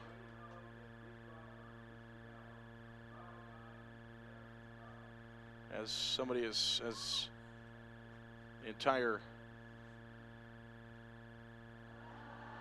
Claire, they're filming something because everybody has sung American Pie now. This is the third time that people have sung American Pie. Here, listen.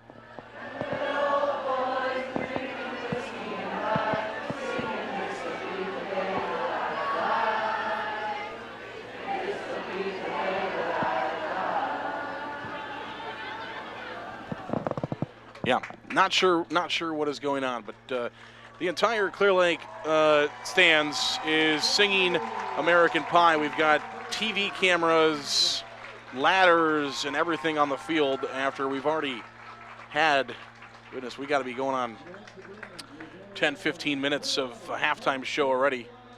So I'm not sure what was going on, but they sang that part you just heard of American Pie, they sang that like 3 or 4 different times. I'm sure trying to get the right shot. They're filming it for something, not really sure if there's some kind of a TV commercial, maybe part of a movie, I don't know. I know they shot recently, kind of going off track here. We're kind of chasing something up a tree, but I know most recently they shot a TV show here in downtown Clear Lake. It was the pilot of a TV show, and so just like any other TV show, they make a pilot, and then they try to sell it to a network or try to sell it to Netflix or Hulu or whoever they're going to try to sell it to, and then they'll make more episodes if the pilot gets bought and the pilot gets of a show, just like any other show. And they shot one here in downtown Clear Lake, and they ran the pilot, and they did a viewing of the pilot of the show at the Surf Ballroom a few weeks back. And I'm not sure if this is maybe a continuation on of maybe more of the filming or something going on, but yeah, there's large TV cameras on the field right now. And yeah, singing American Pie. Well, teams are finally making their way back on the field, but they still get a 3-minute warm-up. So we've still got at least 3 minutes. We've got some more stats. We'll talk about it, but first we'll take our final break here of the halftime show brought to you by our good friends at Waldorf University. We'll take a break. We'll come back in about a minute and a half, have some stats for you before kickoff next on KIOW.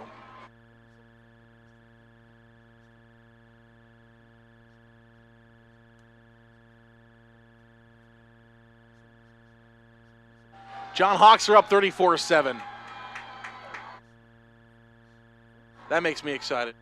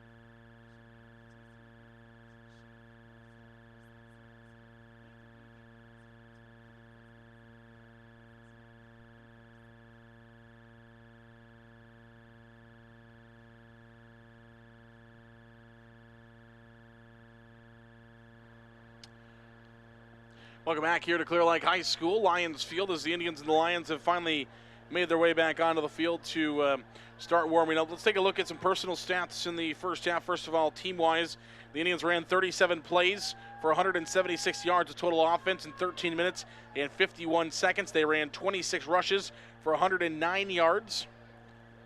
They threw the ball 4 times for 11 yards, threw the ball 11 times, completed 4 of them for 67 yards, 2 interceptions for Brookoff so far in the first half. Indians also fumbled once and it was lost, so 3 turnovers for the Indians in the first half, no turnovers for the Lions. Forest City has 11 first downs, 6 of them rushing, 3 of them passing, and 2 via a penalty. Indians are 1-5 on third down. They are 0-4 on fourth down. They have 5 penalties for 55 yards and have punted twice for 34-yard average. Clear Lake has run 25 plays. They have 234 yards of total offense. 8 minutes and 9 seconds they have taken off the clock offensively. They've rushed 21 times for 221 yards. They have 4 passes, 1 of them complete for 13 yards. 10 first downs, 9 of them on the ground, 1 of them through the air. They are 2 of 5 on third down, 1 of 2 on fourth down. And let's see, we have 1 punt for 36 yards and 3 penalties for 35 yards for the Lions. Indians will have to kick, so that's one of the other problem childs here, is that the Indians will have to give Clear Lake the football back, trailing 28-14 here to start the second half. Andy Olson has 11, and I did confirm, I thought so, just from looking at his body style, but I did confirm at halftime with the Forest City coaching staff. Andy Olson his 13 jersey did rip, so he is wearing 27 for the rest of the evening. 11 rushes for 43 yards. Brookoff, 6 rushes for 27. Thompson, 3 rushes for 25. Thompson also has the kick return in the game. Defensively so far tonight for the Indians, Seidel has 5.5 tackles, 5 solo, 1 for a loss. Kellen Moore, 3.5 tackles. Ball's teed up. It is kicked and taken by Clear Lake at the 20-yard line. Looking for some running room is Zeke Nelson to the 30. He breaks the tackle to the 35 to the 40, and he's going to be run out of bounds at about the 45-yard line. So Zeke Nelson will return it for about 25 yards for the Lions, all the way out to their own 30. Oh, they gave him the 46, excuse me. So a 26-yard return for Nelson out to the Clear Lake 46-yard line. It's 1st and 10 Lions, 11:51 to play. In quarter number 3, we're just underway. It's Clear Lake 28, Forest City 14. 1 receiver left, 2 receivers left, 1 right. Running back in the backfield, that's Schmidt. Tavy takes the snap, hands it off to Schmidt. Forest City bottles him up at the 45. Indians able to get Schmidt on his first carry. We talked about it at halftime. They lost a yard. Started at the 46, lost a yard to the 45. 2nd down and 11. One of the keys we talked about at halftime. Got to bottle Jagger Schmidt up. Cannot let him get a bunch of yards after contact. Same formation. Tavy looking to the sideline, takes the snap. They'll give it to Schmidt again. And he'll have a little bit more this time, but still brought down short of the first down marker, about right at midfield. So give him a gain of about 5 up towards midfield. It's going to be 3rd down and 6 coming for the Lions here on the first drive.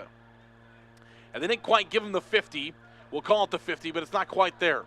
So we need a little bit more than 6 for the first down.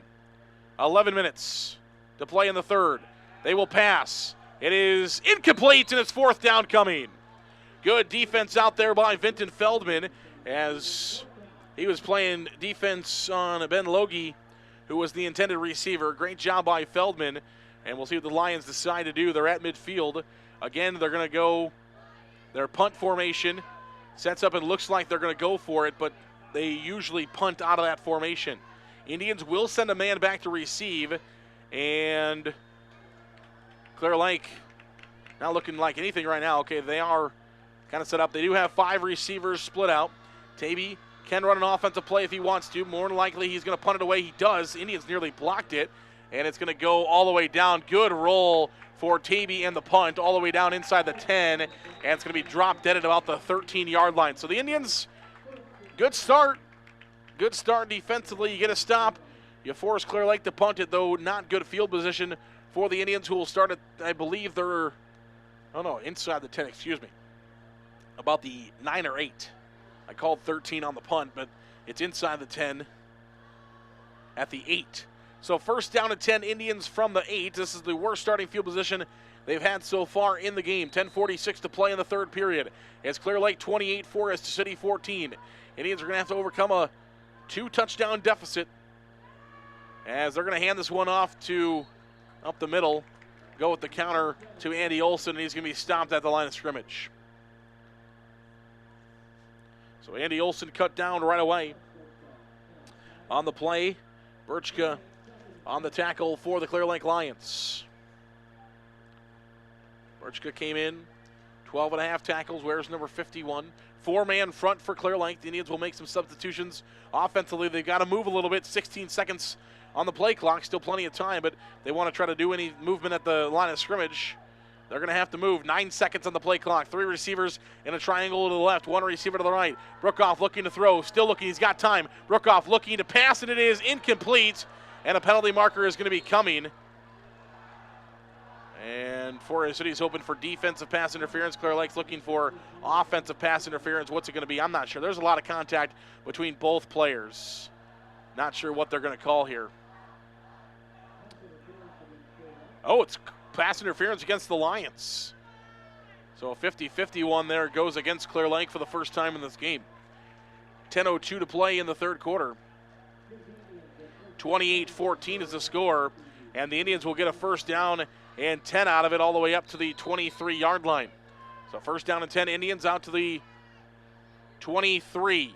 28-14 the score. 3 receivers in a triangle to the left, 1 receiver to the right, running back in the backfield.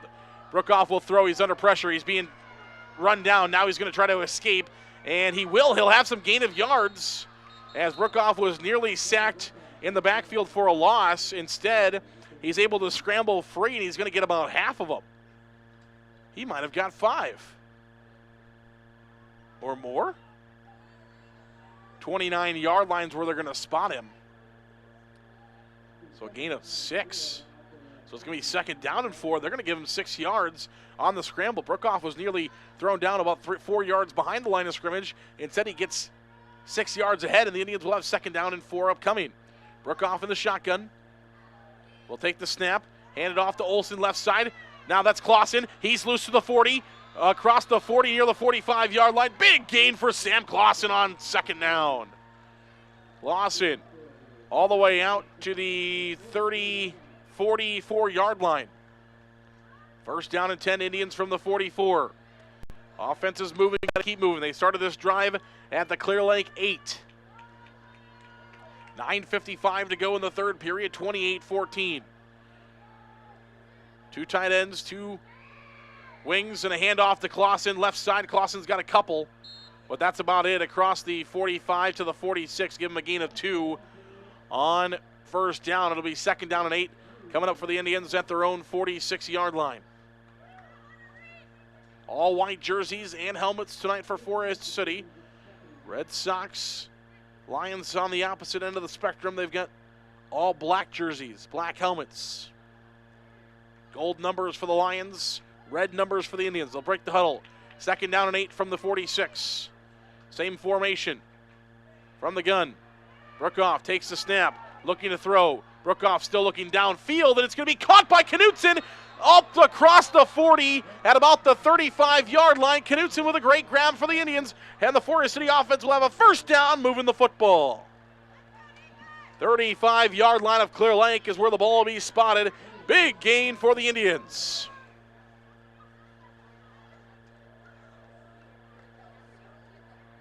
And Forest City will set it up again, first down and 10.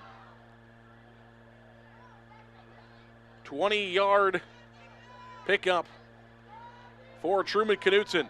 20-yard pass completion. And the Indians will set up with Brookoff taking the snap. Brookoff will run. Brookoff is loose inside the 30, inside the 25, and about an 11-yard pickup for Carter Brookoff on first down. And Forest City will move the chains again. Inside the 25 at the 24. Forest City started this drive at the Clear Lake 8. Excuse me, at their own 8. They're now at the Clear Lake 24-yard line. Trailing the game 28-14. 9 minutes exactly to play third quarter. 1 receiver left. 1 receiver right wing and a tight end to the right side. They're going to hand this off to Olsen. Olsen, some running room near the 20. At the 20. So a 4-yard pickup for Olsen on first down up to the 20-yard line. And it'll be second down and 6 coming for the Indians. They've got to get inside the 15 to about the 14-yard line. Just short of it, actually. If they get to the 14, they'll have it for sure. But the stick is actually a little bit behind the 14-yard line, so don't have to quite get to the 14 for the first down marker. Second down and 6, 8:22 to play. Indians break the huddle. 1 receiver left, 1 right. Wing and a tight end to the right side, heavy there. Hand off to Olsen. Olsen looking for running room. He plows forward, and he's going to make it to about the 15, almost 16, 15. He's going to be about a yard shy. A yard and a half, we'll call it. Officially, it'll probably go down as a 2-yard to go for the Indians. I think it's more or less about a yard and a half. 7:58 to play, third quarter. Call it 3rd and 2. Not quite 2 they need to get here on third down. Definitely 4th down territory. So they'll have 2 plays. They're trying to find the yard and a half they need. heavy again to the right side, same formation. Olsen will come up and stand right next to Carter Brookoff. They're going to hand it to Olsen. Olsen is stopped for a loss. There, he's going to lose about a yard all the way back to about the 17-yard line, so it's going to bring up 4th and about 3 for the Indians. 4th and 3 coming up, obviously, for Hays City going for it. 28-14, 7:16 to play here in the third. And the Indians trailing 28-14. One receiver left, one receiver right. 3 receivers right now. They send one man in motion from left to right. It's Thompson. Brookoff looking to throw. Brookoff still looking towards the end zone, and it is incomplete. 4th down and 3. The Indians went to the end zone. It's incomplete for Hays City's drive that started at their own 8. It's all the way down to the Clear Lake 15, and it stalls out there.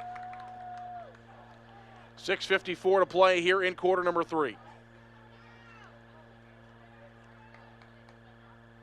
And we'll see the Clear Lake offense taking over at their own 17-yard line, 1st down and 10. 2 receivers right, 2 left. Running back in the backfield with Tavy. That's Schmidt. Tavy looking towards the sidelines. They'll change the play with 14 seconds on the clock. Schmidt will now go from behind Tavy to his left. One man in motion from right to left. And confusion, and Tavy's going to be thrown down inside the 10.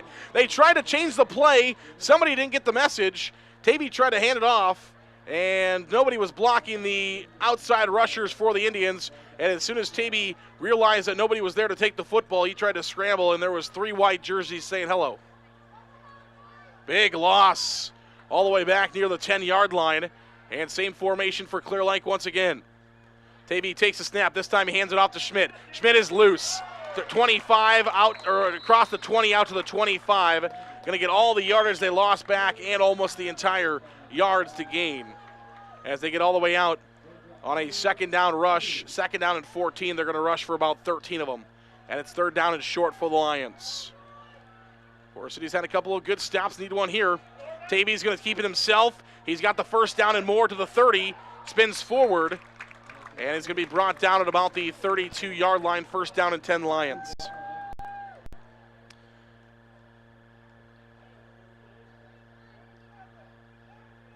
So Clear Lake will have the 1st down out to the 32-yard line. Hays City's defense needs a stop.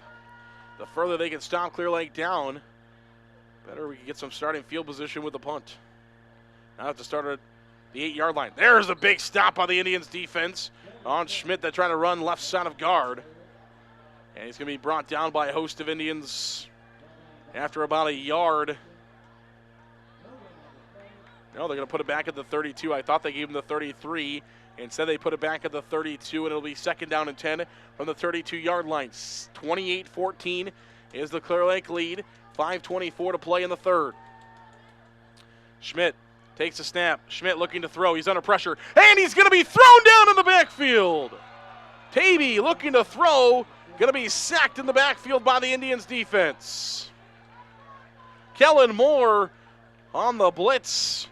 Gets the sack inside the 15 at about the 18-yard line for the Indians defense. It's 3rd down and long.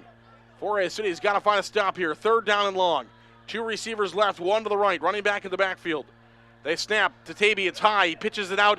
Caught there by Logie. He is loose to the 35-40, 45-50. Logie nearly gone. He fumbles it, but it fumbles it out of bounds at the 40-yard line. 3rd down and 19, and it's going to be a gain of about 35 or 40 for the Lions up to the 40-yard line. All the way out to the 40, no huddle. Lions moving quickly. 1 receiver to the right, 2 receivers to the left. Running back in the backfield, 1st down and 10. Tavy takes the snap. He's going to keep it himself, looking to throw. It's caught at the 35. And inside the 35-yard line.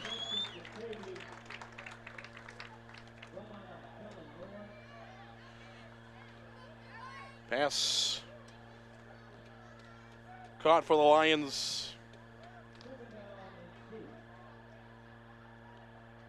by Myers, I believe. 88, Thomas Meyer, one of the other freshmen that play for Clear Lake, out there makes the snag. And it's 2nd down and 2 with 4:04 to play in the third period. 28-0, 3 receivers left, 1 receiver to the right. Schmidt takes the carry. Schmidt breaks a couple of tackles, gets the first down and more out to the 28-yard line. First down, Clear Lake at the Forest City 28. As the Lions continue to move the football and the clock continues to tick. 3:50 to play here in the quarter. 2 receivers left, 1 receiver right. Schmidt in the backfield with Tavy. Tavy takes the snap. Tavy looking to throw. Tavy looking towards Logie in the end zone, and it is incomplete. Tavy looking for his wide receiver, Ben Logie. 6'1", 150 junior dove laid out for it, but it was incomplete. Good coverage there by Vinton Feldman for the Indians. And the clock will stop. 3:31 to play in the third. 28-14 still. Indians desperately need a stop. They don't want to go down by 3 touchdowns with just about only a quarter going to be left. Tavy takes him himself on the fake. He's loose, and he breaks another tackle. Tavy inside the 10-5 touchdown. 2, 3, maybe even 4 missed tackles by the Indians. Tavy started running to the numbers on the right side. He cut back to the middle, ended up scoring to the numbers on the left side. Tavy scores for the Lions. That's the explosiveness, the elusiveness for Tavy, and he scores. Kenneth Claybaugh is in to attempt the PAT for the Lions. Came in to the game 14 of 16. He has made both of them he has attempted so far tonight, trying to go 3 for 3 on the evening. Good snap, good hold. Kick is up, and it is good. 3:21 to play in the third. It's Clear Lake 35, Forest City 14. Back for football next.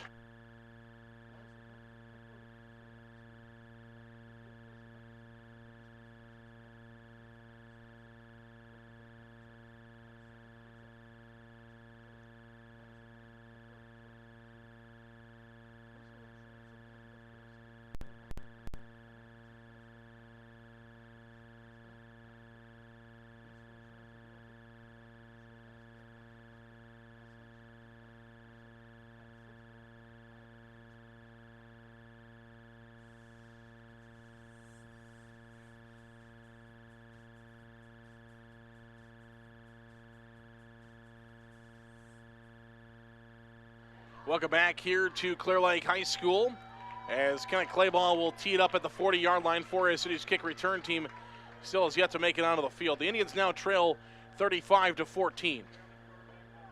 And they are going to need a lot of points.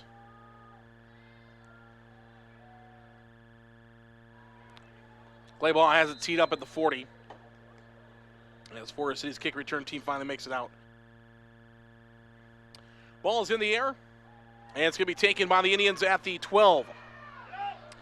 Looking for blocking up to the 35. And going to be brought down at about the 35-yard line exactly. Thompson, the ball carrier and the returner for the Indians. And timeout, Thompson's down. So injury timeout for Jack Thompson after returning it from the 12 to about, we'll see where the statisticians officially marked the return from. I believe it was about the 12 where he took it out from. But Jack Thompson down right now at about the 35. Looks like just a cramp they're trying to stretch out. So hopefully nothing too serious here for Thompson. Scoreboard show comes your way at 10 o'clock tonight, so make sure you stay tuned for that. Iowa High School scoreboard show. They'll go from class 5A to 8-player, give you all the scores. They try to do it 2 or 3 times. Of all the reports from around the area, I'll have a report from this game sent in that you'll be able to listen to, along with the reports from other radio stations all along the state, throughout the state. And you'll be able to listen to all of those scores. You'll be able to hear the scores you want to hear. Then get out to and support the Waldorf Warriors tomorrow. 2 p.m. kickoff for Waldorf's football team. Another good team this year. They still have a chance of winning the conference, making the playoffs for the first time in 4-year school program history. 35-14 here in Clear Lake Alliance Field. 3:16 to play in the third. Brookoff will take the snap, and he's going to run it himself, and he'll be out of bounds on the Clear Lake sidelines after a gain of about 7. So big pickup for Brookoff on first down as he'll get all the way across the 40 to about the 42. Gain of 7. Second down and 3 upcoming for the Indians. Trailing this game 35-14 with 3:11 to play in the third. They got an entire fourth quarter to play, but need a lot of points, need a lot of stops, going to need some help. 2 receivers left, 2 wings in the game. They're going to hand this off to Kellen Moore. Kellen Moore looking for some running room. Kellen's still looking for it. He's got enough for a first down, I believe. Yeah, they're going to spot him enough for a first down. And first down at 10 Indians across the 45 at about the 46. So first down at 10 Indians at the Clear Lake 46-yard line.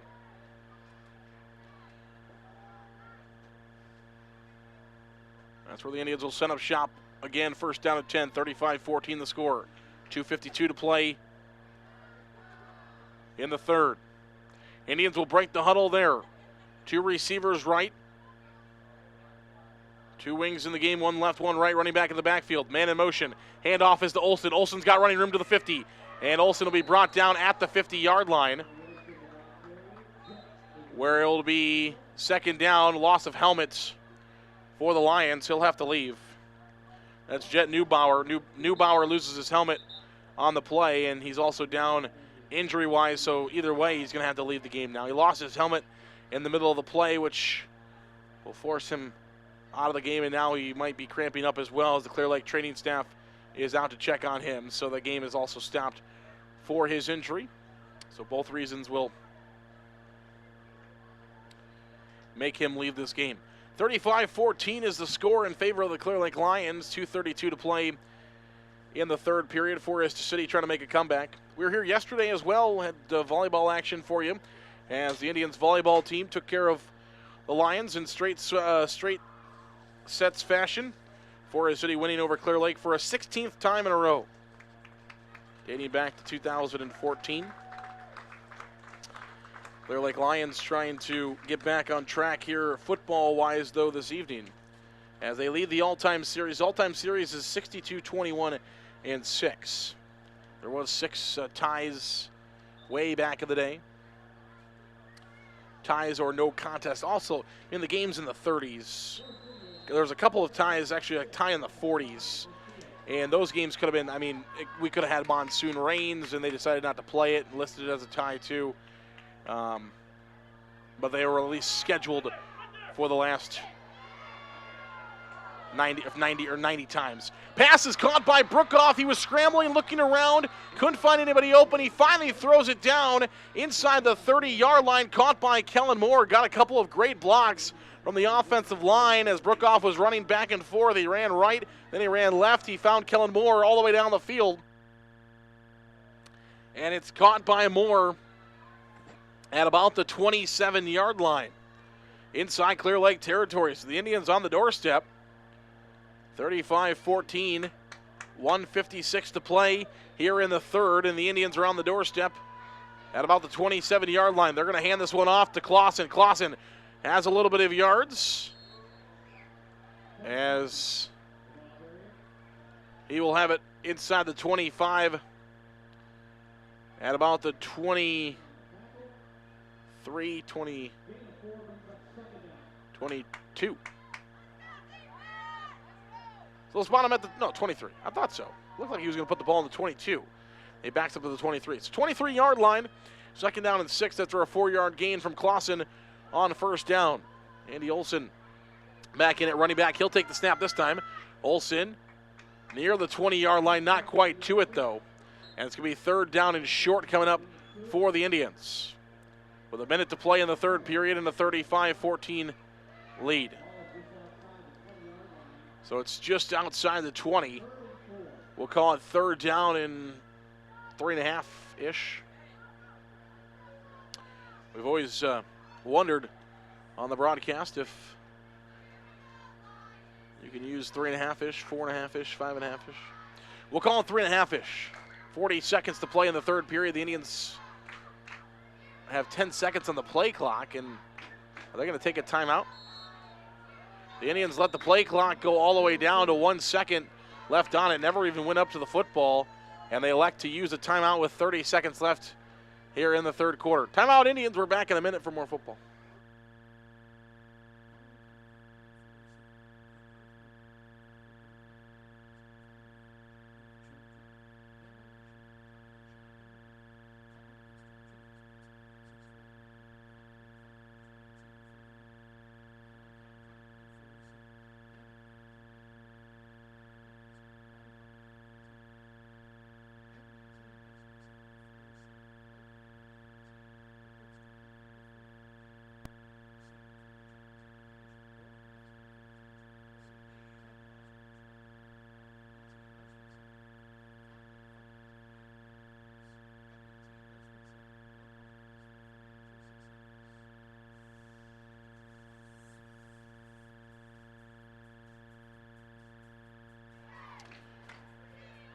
Welcome back here on KIOW, live at KIOW.com. The Indians let the play clock go down, use the timeout. It's 4-down territory for the rest of the game, mostly, especially when you're in this kind of territory.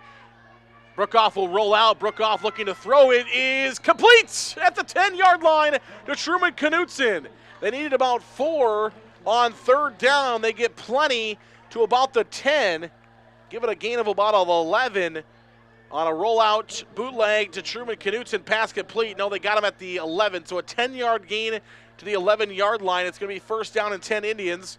Timeout well worth it. You got the first down. First down and 10 from the 11. The Indians will have another first down at the 1-yard line. 9 seconds on the clock. They take a snap, handoff.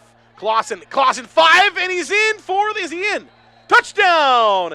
Sam Clausen from 11 yards. And the Indians are into the end zone with 2 seconds left in the third period. Sam Clausen from 11 yards out finds the score. And the Indians will attempt the PAT. Connor Sopko is in to attempt the PAT, not done often or ever. Snap is up, kick is blocked. So the Indians attempt the PAT. And it gets blocked by Jagger Schmidt. We'll go to a break. We're back for kickoff next.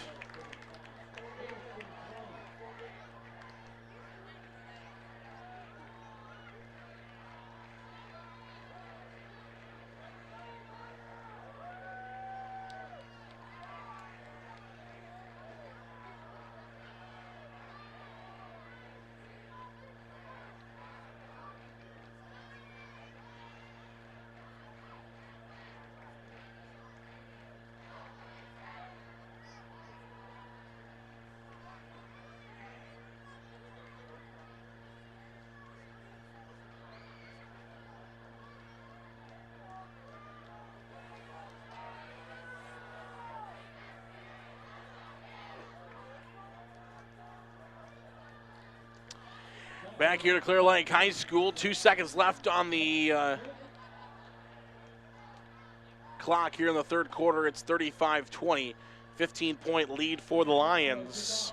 Forest City trails by 2. I guess you attempt the PAT there because, well, now, I mean, you got to score 16, so we're going to need at least 15. So you're going to need at least 1 2-point conversion. You got to score twice with at least 1 2-point conversion. Score twice with 2 2-point conversions, and you have the lead. And Zeke Nelson is loose, and he is gone. Zeke Nelson will have his second kickoff return for a touchdown. 10-5 touchdown.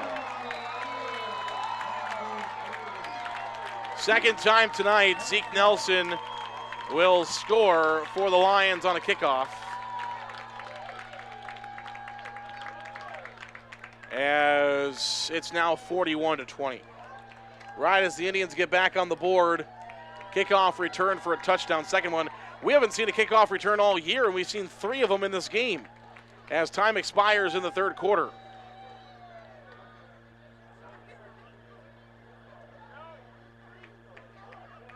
Clay ball in to attempt the PAT. with no time left in the third quarter, so this will be the end of the third. PAT is up, and this one is good. 42-20 is the score. Clear Lake leads by 22 after the Zeke Nelson touchdown return. End of the third quarter. Kickoff is next.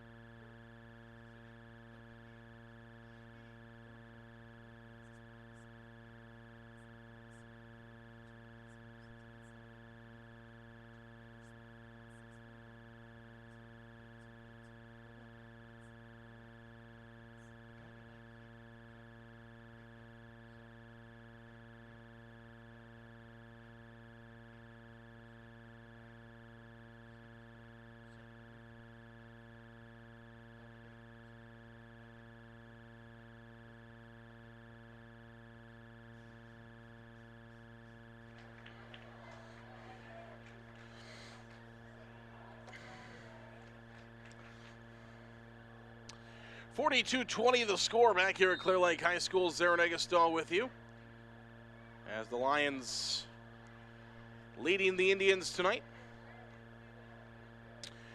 35 of the points were scored in the first quarter. Clear Lake scored 21, Forest City 14 in the first quarter. Then Clear Lake scored 7 in the second to take a 28-14 lead to halftime. And here in the third quarter, Clear Lake has outscored the Indians 14-6 to lead 42-20. Clayball will tee it up at the 40-yard line. He's teeing up from the north 40-yard line. And we'll kick it to the south where the Indians are defending here in the fourth quarter, left to right. So the exact end zone that the Lions just kicked into. Little pooch kick, going to be taken by Truman Knutson at the 45. Now Knutson is loose to the 40, or to the 45. Took it originally at the 35, and Knutson is able to get it. They tried to just put it in the air and maybe try to get somebody to go after it. And Knutson took it at about the 35-yard line and was able to break ahead to about the 47, where the Indians will take over first down and 10 from their own 47-yard line with 11:40 to play in the ball game. Again, Iowa High School Scoreboard Show comes to you at 10 o'clock. County Line Seats post-game show before then. Two receivers, the big men. Knutson and Snyder split out, two wings. The Indians will look to throw across the middle. It's caught by Moore at the 35-30. Inside the 30-yard line, ball's on the ground. Oh, this time they calm down. Forest City recovers the fumble, and this time he's down this time, I guess. Look, the exact same as a fumble earlier. That was called a fumble. This time Forest City recovers it 4 yards ahead of where the ball was fumbled at. And the referee makes sure he comes in right away and says, nope, he was down. 42-20 to score, 11:26 to play in the fourth period. And Forest City will have it first down and 10 from the Clear Lake 28-yard line. One receiver left, one receiver right. The big men again. Two wings is Kellen Moore and Thompson. And Brookoff will look to throw. Brookoff looking towards the end zone. It's incomplete. Should have been intercepted by Louis Oba. It was in and out of his hands at about the 6. Should have been intercepted. But Louis Oba drops it. And it'll be second down and 10 for the Indians at the 28-yard line. So new life for Forest City with 11:07 to play in the fourth. Snyder, Knutson, packed in tight end positions. And they're going to hand off to Andy Olson. He's going to have a big gain all the way to the 19. Huge gain for Andy Olson. Spotted at the 20. So a gain of about 8 on first down by Andy Olson. Gets it all the way down to the 20-yard line, where it'll be third down and 2 coming, 10:40 to play in the ball game. Third down and 2, Brookoff in the gun. Has Andy Olson stacked behind him, hands it off to Olson. Olson's got the first down and more up to the 15. 14-yard line officially is where they'll mark it. First down and 10 Indians inside the 15-yard line. 10:30 to play here in quarter number 4. Clock continues to roll. Forest City trailing 42-20, a 22-point deficit with 10 minutes to play in the football game. Indians will need 3 scores. One receiver left, one receiver right. In the shotgun. Brookoff hands it off to Olsen again. Olsen running room to the 10. Olsen inside the 10-yard line near the 5. And it'll be cut down at about the 7. So a big gain for Olsen out to the 7-yard line, where the Indians will have it 2nd down and 2 after an 8-yard pickup for Olsen. Forest City on the doorstep again. Indians offense has had one of their more productive games of the season so far, one of the more productive games for Forest City's offense, nearly 347 yards of offense. One receiver right, one receiver left. Handoff Olsen. Olsen at the 10. Olsen looking for the end zone, and he's going to be brought down at about the 3. Andy Olsen on the carry for the Indians, brought down at about the 3-yard line. So it'll be 1st down and goal for the Indians from the 3. Olsen, I believe, changed jerseys once again. Maybe the 27 wasn't a right fit. They needed to change it quick earlier, so they gave him 27. Now he's wearing 25. Andy Olsen's wore 3 different jerseys in this football game so far. One receiver left, one receiver right. Clausen is back in at running back. 9 minutes to play in the 4th period. Brookoff looking to throw. Now Brookoff will scramble, and he's going to be brought down for a loss. Brookoff on the keeper will lose all the way back to the 6. A loss of 3 to the 6, where it'll be 2nd down and 6 for the Indians coming up. 8:50 to play here in quarter number 4. 42-20 is the score. Robe Berry runs halfway onto the field, and now will run all the way onto the field. Robe Berry will come in. Kellen Moore goes back to running back. So Robe Berry will go back in. He'll play in the slot position for Kellen Moore. Kellen Moore will go play running back for the Indians. Brookoff will throw. Brookoff is under pressure, and he's hit as he threw the football under pressure. The pressure there from 51, Alex Birchka, hits Brookoff as he tries to throw, and it's going to be 3rd down and 6. So the Indians get to the doorstep, but have not been able to punch it in yet. 3rd down and 6 from the 6-yard line. It's going to be 4th down in territory. So the Indians will have 2 downs to find the end zone. 8:22 to play here in the 4th period. 42-20 is the score. One receiver left. 3 receivers in a triangle formation to the right. Now Robe Berry is playing running back. Brookoff looking to throw. Brookoff has got it to Kellen Moore. Kellen Moore near the end zone. Did he get in? No, he's going to be short by a yard. 5-yard pickup for Moore to the 1-yard line, and the Indians will have 1 play from the 1-yard line to try to find the score. Give him about a yard and a half. He didn't quite make it to the 1. He's almost to the 1.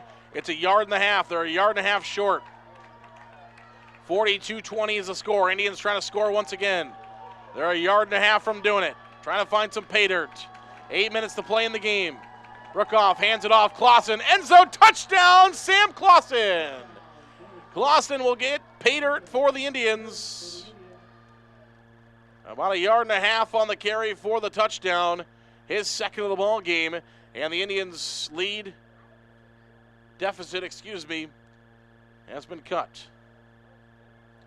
42-26 now the score with 8:04 to play in the final period.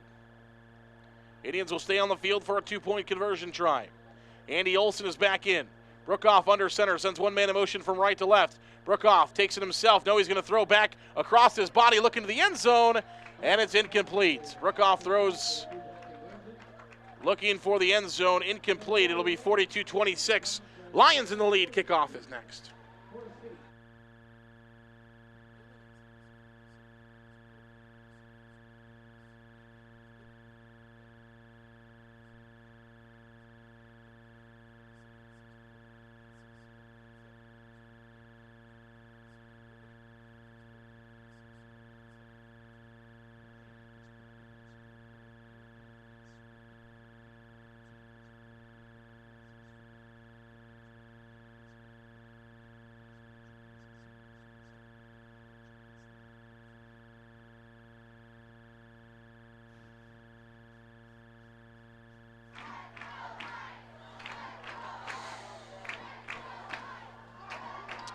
Welcome back here to Clear Lake High School. 42-26 the score. If you're Forest City, I guess you're onside kicking it. 8 minutes to play. You're down by 2 scores. We'll see. Sopko is on a kick for the Indians. We'll see what Forest City decides to do. Clear Lake does bring their guys up. Nobody's deep. The deepest man is at the 20. And Forest City won't onside it, but they're going to squib it to Nelson at the 25. Nelson looking for running room. Nelson to the 30. And going to be brought down at about the 31-yard line. So we'll not have a third kickoff return for a touchdown by Zeke Nelson. 36-yard line is where Clear Lake will have it first down at 10. Got up to the 36. 2 receivers left, 1 receiver to the right. Carson Tavy with Schmidt in the pistol. Look to the sidelines, 15 seconds left on the play clock. They'll change the play, 7:58 to play in the ball game, 42-26. Tavy takes the snap. Tavy will keep it himself. Tavy loose to the 40 and will break forward near the 45-yard line. But we'll be short, obviously, starting from the 36. They need to get to the 46, and they'll get to the 44. So a gain of 8 on first down up to the 44-yard line. It'll be second down and 2 for the Lions upcoming. 7:37 to play. In the ball game, 42-26 is the score. 1 receiver to the right. 2 receivers to the left. Tavy and Schmidt in the backfield. And of course, Clear Lake is content with taking as much time off the clock as they need. Tavy will snap it with 4 seconds left on the play clock. And Schmidt is sacked or taken down deep in the backfield. Good stop there for the Indians, as the defense will stack Schmidt up at the 42-yard line. So a loss of 2 on the play will make it third down and 4 coming for the Lions. They're at the 42. They've got to get to the 46 for the first down. Third down. 15 seconds on the play clock. Looking to the sidelines. No huddle. 2 receivers left, 1 right. And Forest City jumps off sides. Hard count for the Lions. Forest City jumps off sides. And they only needed 4 yards, so it's going to be a first down, Clear Lake. And that'll be just enough out to the 47-yard line. 6:28 to play here in the fourth. 42-26 is the score. In favor of the Lions, first down and 10, Clear Lake from the 47. 1 receiver, 2 receivers left, 2 receivers to the right, 1 receiver left. Tavy and Schmidt in the backfield. Tavy looking to the sidelines, looking for the play.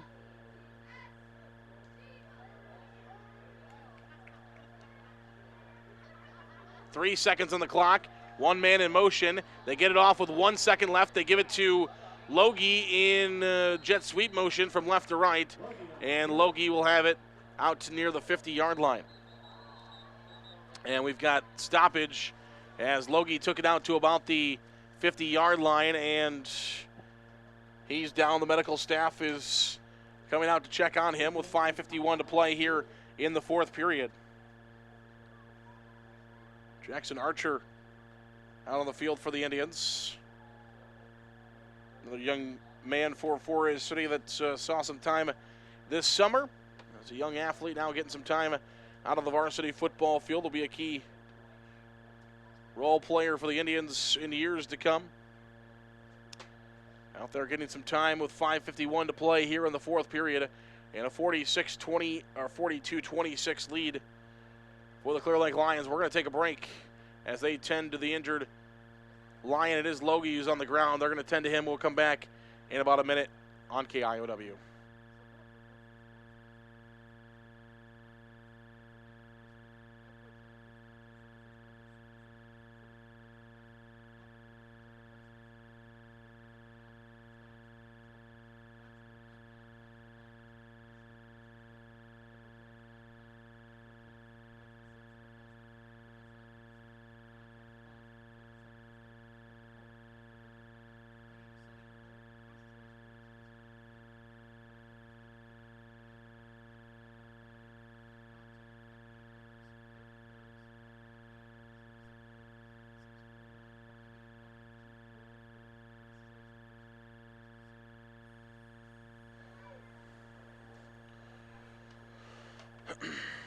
One-man in motion from left to right. That's Nelson. They're going to hand it to Schmidt, though, up the middle. He's got running room to the 45, to the 40, inside the 35-30. Still on his feet. Finally drug out of bounds at the 25-yard line by Vinton Feldman. Big gain for Jagger Schmidt on first down all the way to the Forest City 25-yard line.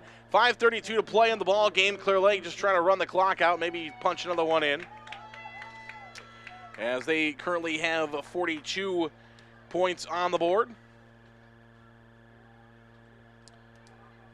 Clear Lake hasn't scored 42 in this series since 2014 when they beat Forest City 42-0. It's the last time they were over 40 in this rivalry. Been about 6 years. And they're there tonight. Jagger Schmidt, some running room. Forest City 27 points a year ago. 28 points a year ago. 1 point shy of that. They won the game 28-27. Other than that, you have to go all the way back to the last time, well, when Forest City broke the streak in 2012 of 18 straight for the Lions. Forest City scored 32 in that game to win 32-17. Other than the 28 that they scored last year, the 32 the most they've scored in a couple decades in this series. Schmidt will keep it himself, fake the handoff, keep it. Tabey at the 10-5 touchdown. Tabey will score. Did taunt the Indians going into the end zone a little bit. No flag, of course. Tabey a good athlete and all, but you heard Coach DeVries talk about it in the pregame show. Sometimes can get himself in trouble. I think he did throw a hand signal up to a Forest City defender as he was running into the end zone. It's probably taunting in 99.99% of high school football games in the state. 48-26 is the score, with 4:47 to play in the fourth period. JB will hold as Kenneth Claybaugh will attempt the PAT. It's up, and it's good. 49-26, Clear Lake leads. 4:47 to play. Kickoff is next.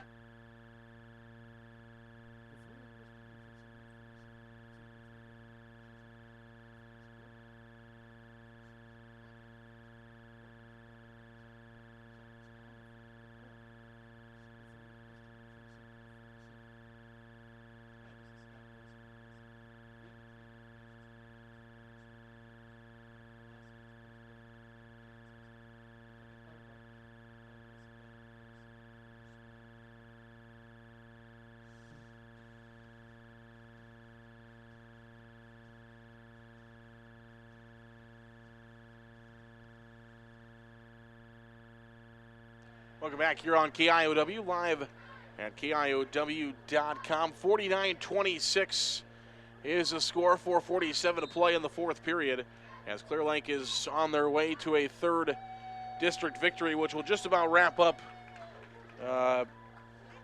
Clear Lake making the postseason. Obviously, if they were to lose out with only their first two district games, there was possibility they wouldn't. But third district game, and it'll put them in the driver's seat. I got to check in on that Garner Hayfield Ventura, that Osage New Hampton game once again. We'll try to check in on that. But if that score holds, yeah, Osage still all over New Hampton, who Forest City will have to play next week. It'll be ball out of bounds, so Forest City will start with some better field position. So Clear Lake will be alone at top of the district, in command of the district. 49-26 the score, 4:47 to play here in the fourth period. And the Indians will take over once again. Take a look at some of those scores. 36-6, Osage over New Hampton right now. It's 20, oh wow. Crestwood is trying to make a little bit of a comeback in Garner Hayfield Ventura. GHV trying to win for the first time under head coach Brandon Camrad. They've been working hard. Can GHV find Camrad's first career victory? They lead Crestwood 33-20. And did not see a final score on that big rated matchup between West Hancock and HMS. West Hancock led 20-6 last time I saw.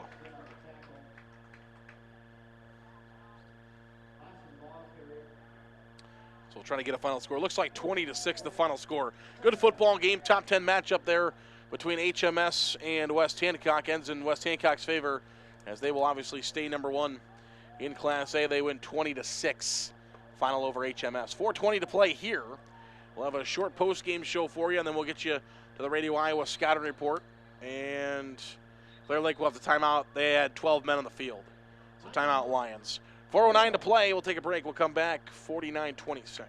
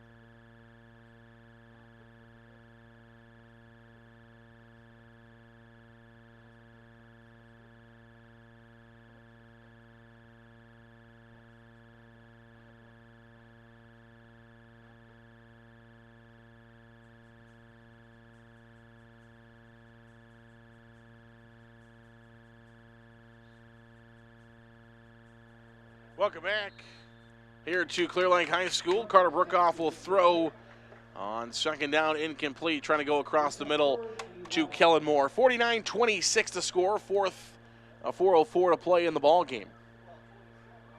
It'll be 3rd and long. 3rd and 11 is the score. One receiver left, one receiver right.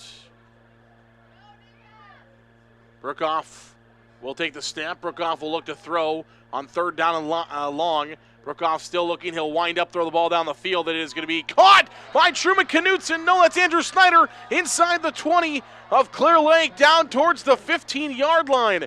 Brookoff heaves it all the way across the field, and Snyder makes the grab for the Indians inside the 20 at about the 18-yard line of Clear Lake. Snyder with the pickup for the Indians. 3:53 to play here in quarter number 4, 49-26. The Indians will have it at the 18.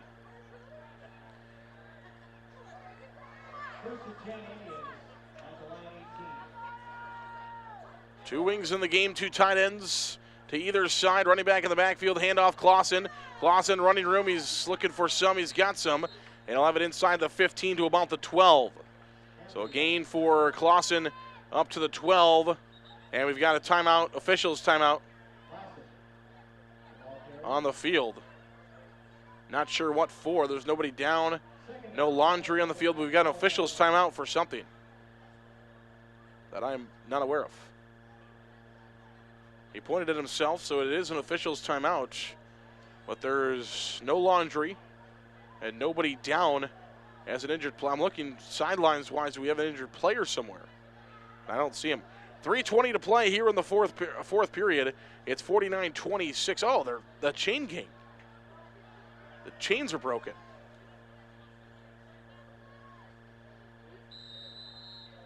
All right. So they got to fix the chain. Something had broke on the chains. The chain gang far side. All right, we're back to play. 3:15 to play here in the fourth, 49-26. Same formation for the Indians. Brookoff, it's a counter. They give it off, I think that's Robe Berry. Looking for some running room. And he'll have it inside the 10 at about the 8. The Indians put Robe Berry in the backfield. They go the counter. They fooled me also. With that, I thought it was a boot to the right side. And instead, Robe Berry takes the counter inside the 10 to about the 8-yard line, or it'll be 3rd down and 1 from the 8. 2:43 to play in the ball game, 49-26. Indians trying to find a score again. Brookoff hands it off to Clausen. Clausen inside the 5, down to the 3. So the Clausen gets it inside the 3. It'll be 1st down and goal, and the Indians will have 4 plays from about their 3-yard line They're trying to find the score. Clausen has a couple of touchdowns in the game so far for the Indians. It's been weird. We've seen a lot more. We've seen a bulk of Andy Olson much of the season, but tonight we've seen Kellen Moore at running back. We've seen Clausen at running back. I know at one point Andy Olson's been changing jerseys because of rips in his jersey.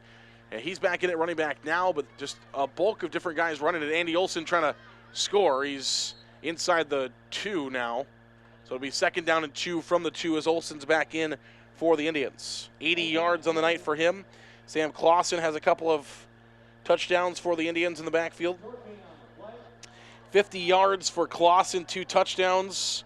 Andy Olson has 80 yards running. Carter Brookhoff has run for 48.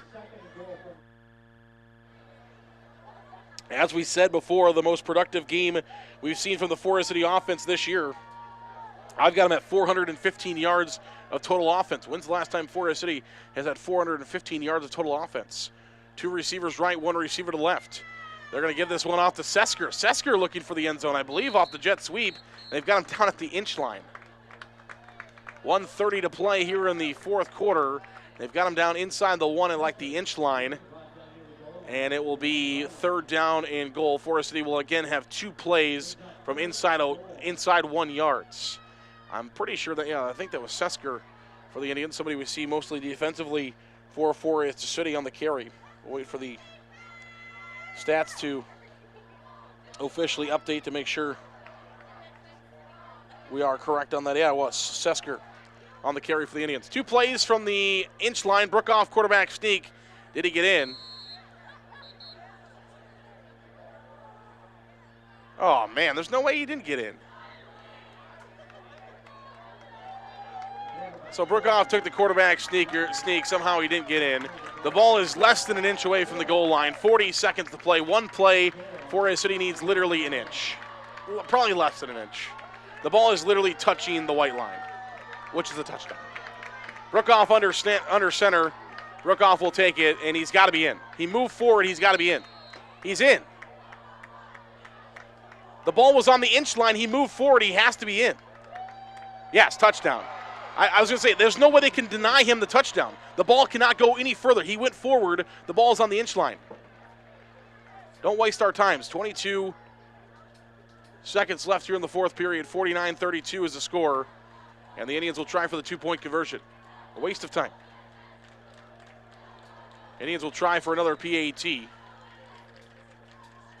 Taking 20 minutes to decide. The ball was literally, the nose of the football was touching the white line. And he went forward. Has to be a touchdown. Sopko will attempt the PAT.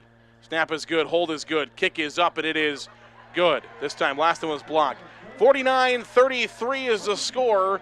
Indians have broken into a little bit, but Clear Lake is a kickoff and a kneel down away from a victory. 22 seconds left here in the 4th period. Kickoff is next.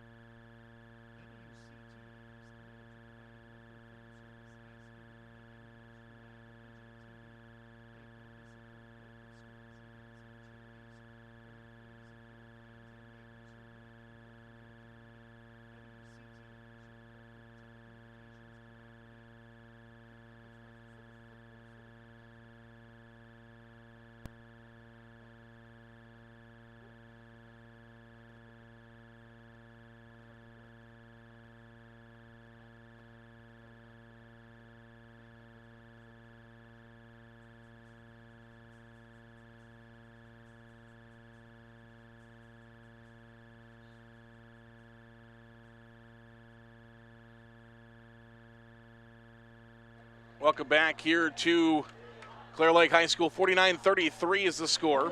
The Indians beat their offensive record from that 2012 game when they stopped the 18-game win streak for the Clear Lake Lions. And I'm trying to sift through it, but this is kind of funky that 33 would be. Forest City will attempt an onside kick, but we are offsides. Penalty flag. Forest City has not done an onside kick. And so penalty markers around the field. I think they got the Indians for offsides. Sopko not very happy. The Indian kicker.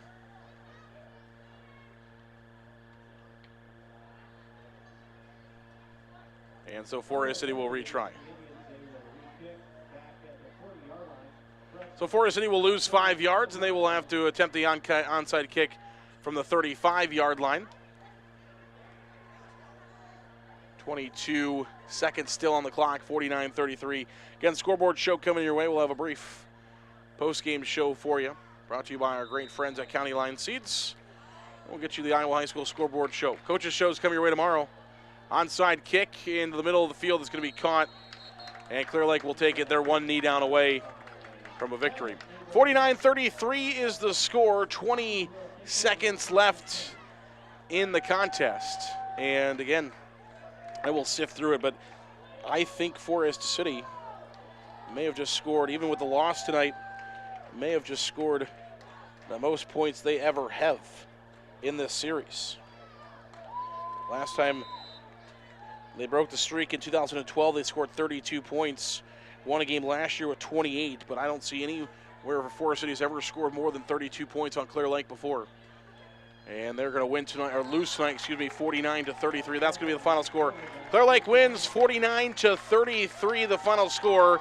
Forest City racks up over 400 yards of total offense, plays one of the best offensive games they've had this season, but they come up short. A couple of big plays, you take away 2 kickoff returns, and right there. So it's, comes down to a couple plays again. I got 419 yards of total offense. We'll take a quick break, come back, quick post-game show, get you the scoreboard show. Back in a couple of minutes on KIOW.